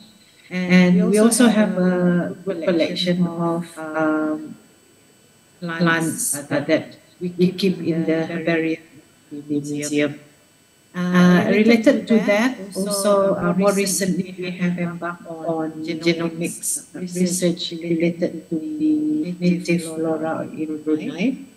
And also, as I said, medicinal and herbal plant research, botany, and traditional uses of plants, and also the conservation of these unique plants ex situ. Ex situ meaning we collect the seedlings from the forest and then bring them to the Botanical Research Center to propagate. And then related to that, we also have the ecosystem research. There is quite a very active group under IBER, which is involved in pit swarm research, looking at the different aspects related to, for example, reforestation, the dynamics of the hydrology of farm forests, and others. And these are just some of the projects that we're involved in: reforestation of degraded areas, and also nutrient cycling dynamics in the different types of forests, and also invasion ecology of acacias in Brunei.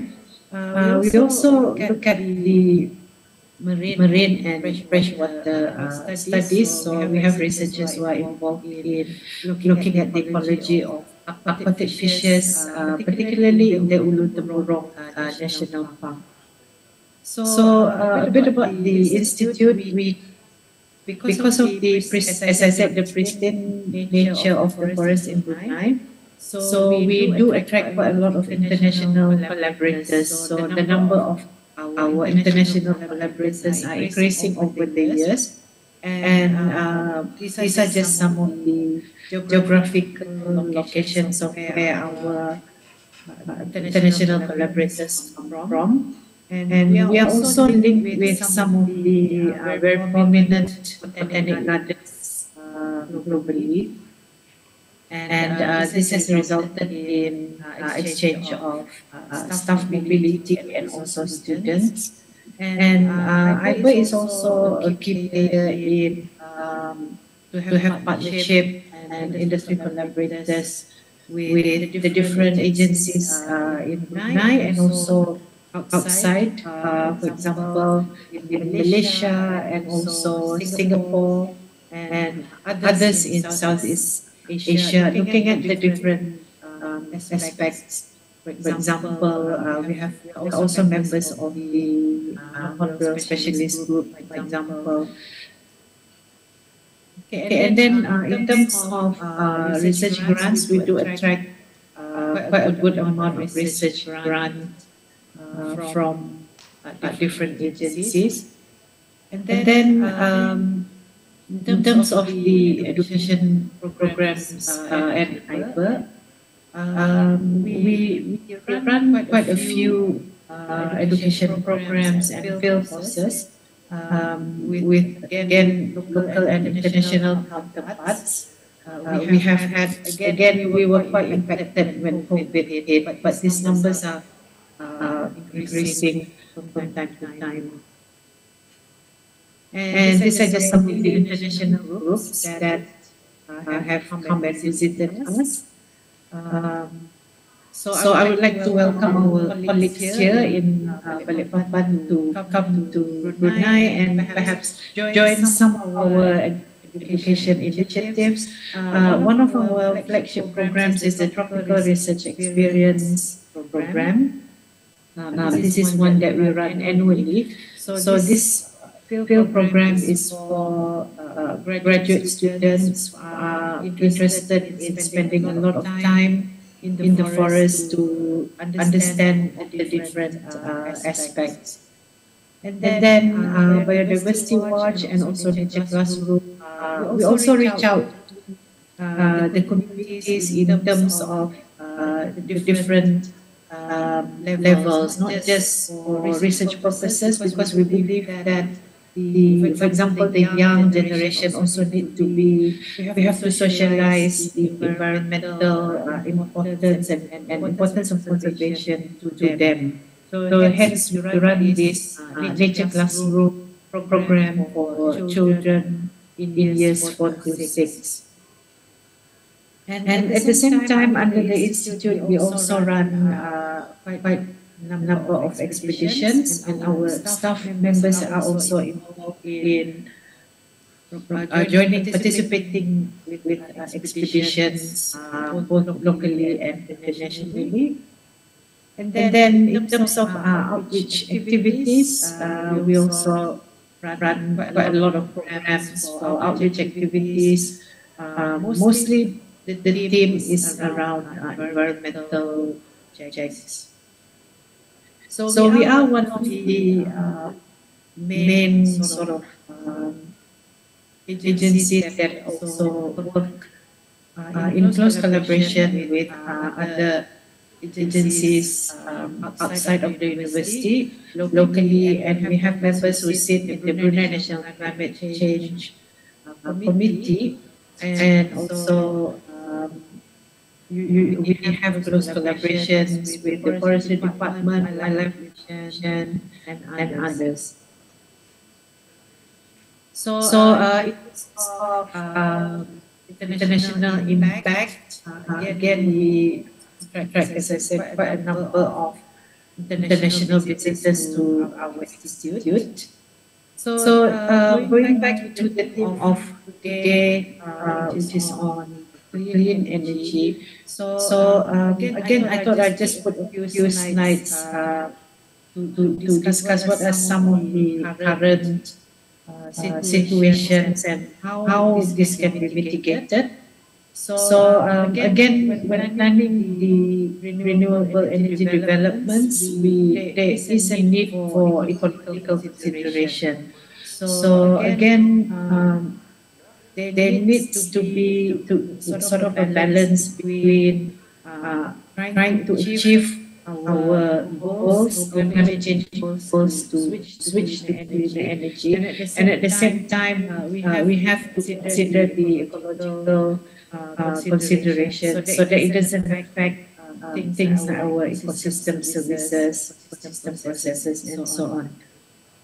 So again, there is a need to minimize any potential conflict between mitigation and conservation of biodiversity. And some of the main challenges include a lack of awareness and limited capacity in these areas, and also a lack of monitoring of the success of such developments, and also weak involvements of different stakeholders, especially the involvement of the local communities. So in terms of, I'd just like to talk a bit about the impact of renewable energy biodiversity. There is a lot of literature out there related to this.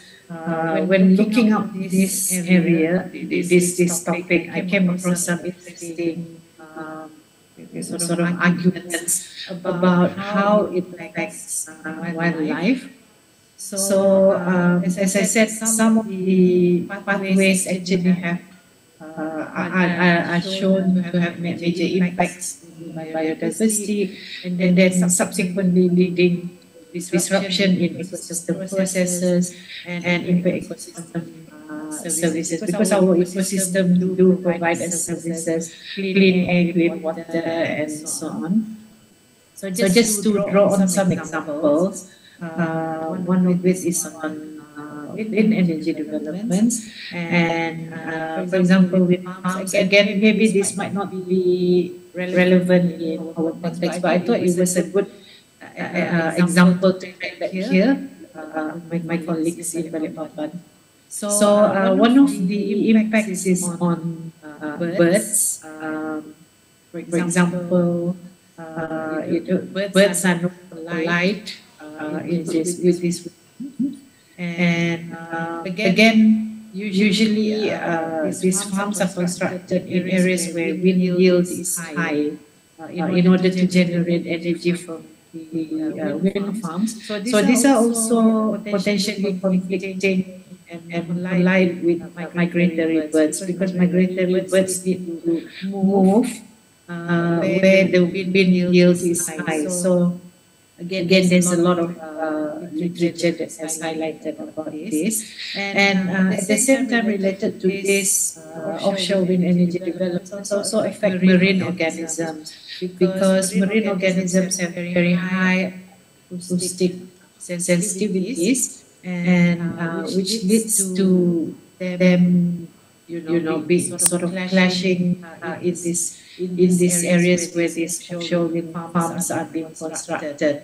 So again, another we can look at this as perhaps as an advantage, because offshore wind farms become marine protected areas, because these areas are not accessible to the fishermen and so on. So they become areas where these marine animals congregate, and then they start to establish their own habitats. So this is sort of a good and a bad side to it. And other, just to highlight some of the downstream effects, include habitat loss when building the infrastructure. So I just like to mention a bit about the mitigation measures. So one of the, again, there are a lot of, depending on the context of what renewable energy approach will be looked into, there are some guidelines that are provided for this. So I came across this IUCN recommendation. IUCN is the International Union for Conservation of Nature. So one of it is to provide knowledge products in terms of clear guidelines for the planning of these projects, from the planning to the completion. So it's not just at the stage of planning and development. We have to see it through right to the end. And then there should be measurable outcomes from these mitigation processes, and these measurable outcomes can only be achieved if there is a robust monitoring. And then also cumulative effects of the impact. So we should see this aspect, we should see this impact as not just as one aspect, because again, in a lot of this ecosystem habitats, it is all the sort of components are linked to one another. So I think I will end here, and I would like to invite any questions. And again, I would like to thank the organizer for providing this live platform to share a bit about the institute and a bit about the some of the effects and mitigation measures that we can take with regards to renewable energy. Thank you.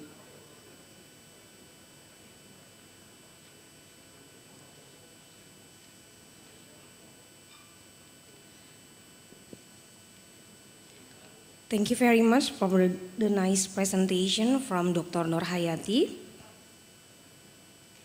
Any questions?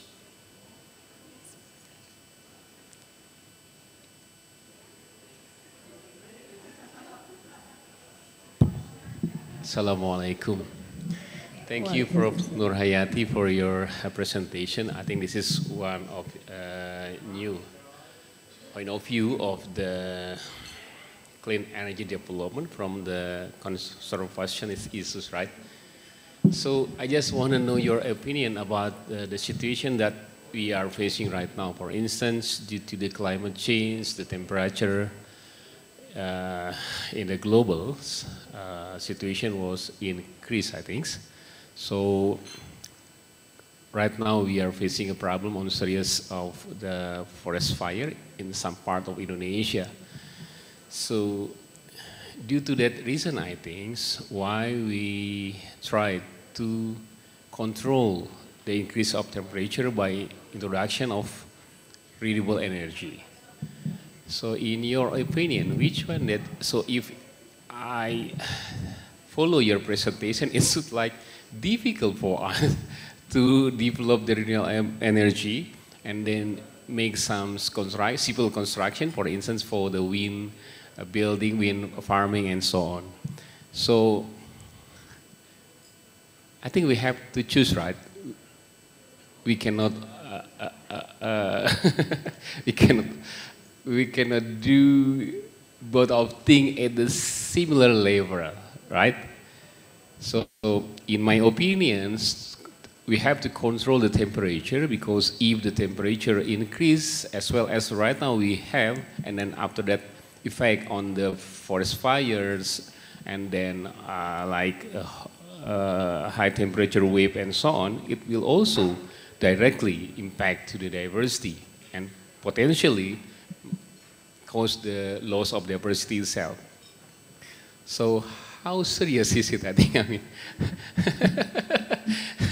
so, because, okay, the simple thing like this, in 0 till 100 level, right, point, if I have to choose which one they should give priority, right? Of course, when we start to construct, we have to consider many things, right?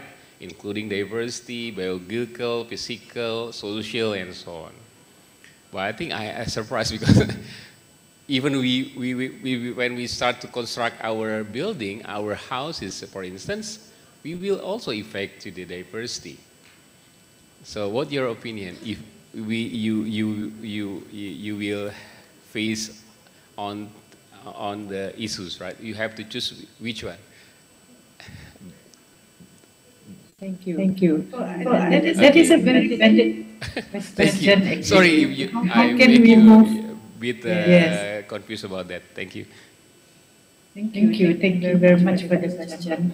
I think at the end of the day, we are going towards this renewable energy because we want to move away from the other energy sources that potentially contribute to things like climate change and things like that.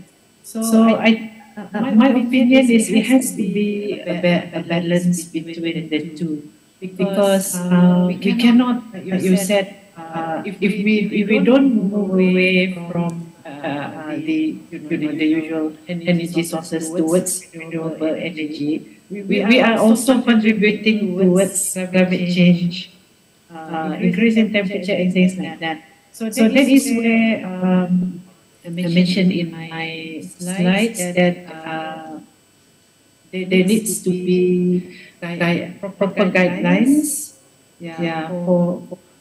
from the level of planning and then execution of this project, and also the end of the project, because and then also the robust monitoring is also important. Not to just plan the project and then execute and then so I think again, coming from the biodiversity background, someone like me would be strongly conservation and things like that. So I'm a bit biased towards aspects like that. But then not to say that we are not, what do you call it, sorry, my video is, not to say that we are against this, but I think we have to find a middle ground where we both agree and find the best measure so that both parties will benefit. I hope that answer your question. Thank you.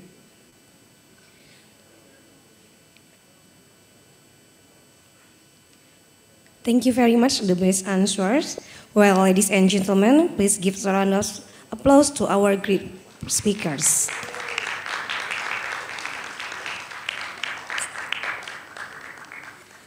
The next agenda is poster presentation. The poster presentation will be held in front of the main hall.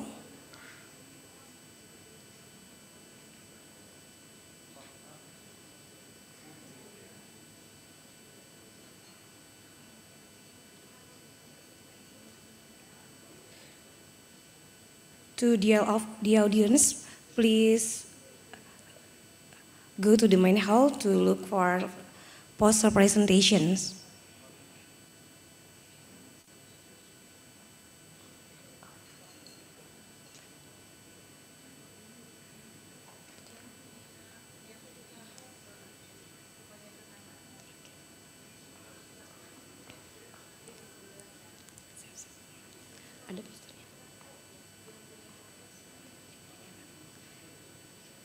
Yang memiliki poster yang dipresentasikan harap untuk mendampingi poster presentasinya.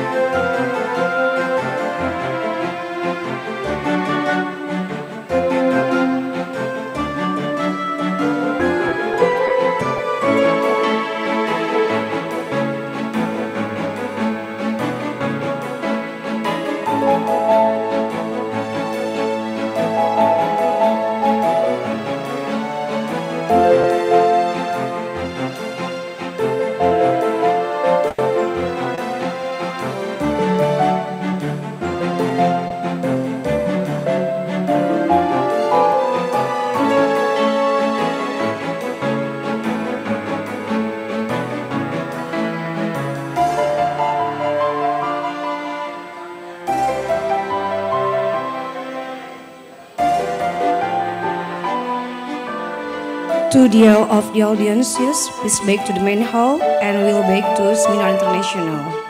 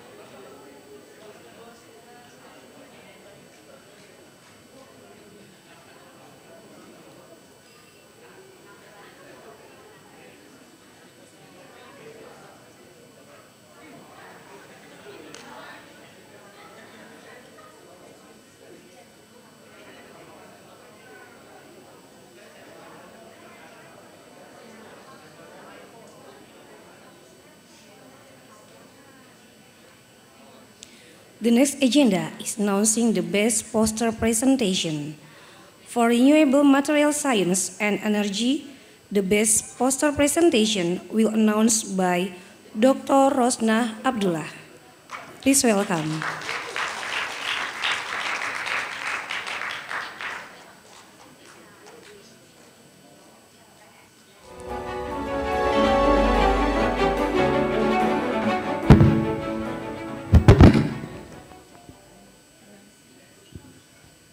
Okay, the winner for the RMSE group is Sekar and Friends.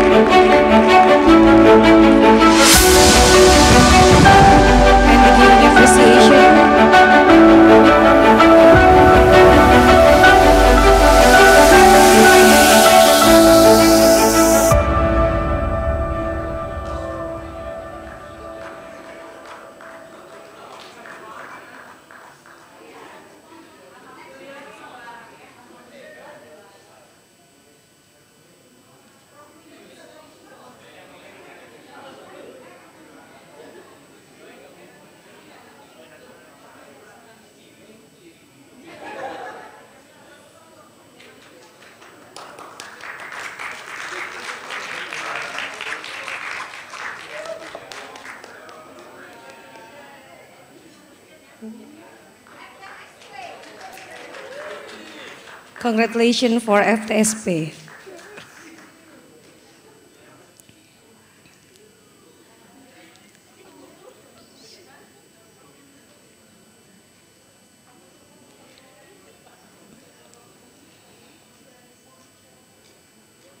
And for sustainable community transformation, the best paper presentation will announced by Mrs. Nur Azia.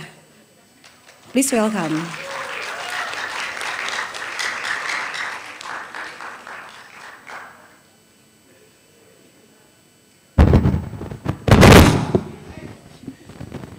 Assalamualaikum warahmatullahi wabarakatuh and a very good afternoon. First of all, kami menghargai semua posters presentation untuk Sustainable Community Transformation. Bagi saya dan Dr. Rafi'ah, semuanya bagus-bagus belaka. Tetapi kami sebulat suara memilih Jing, jing, jing. Empowering Environmental Sustainability Through Local Wisdom and Children's Literature by Miss Anna Anganita Theresia Latumeten. Congratulations.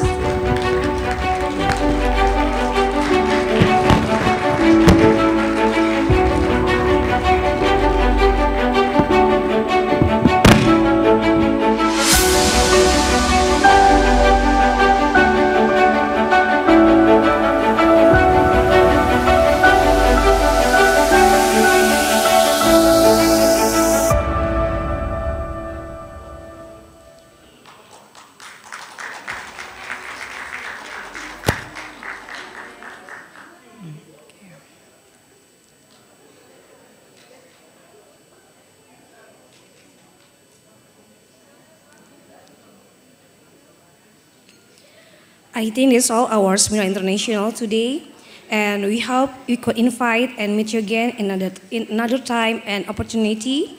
Thank you very much for your attention. Good afternoon. Wassalamualaikum warahmatullahi wabarakatuh.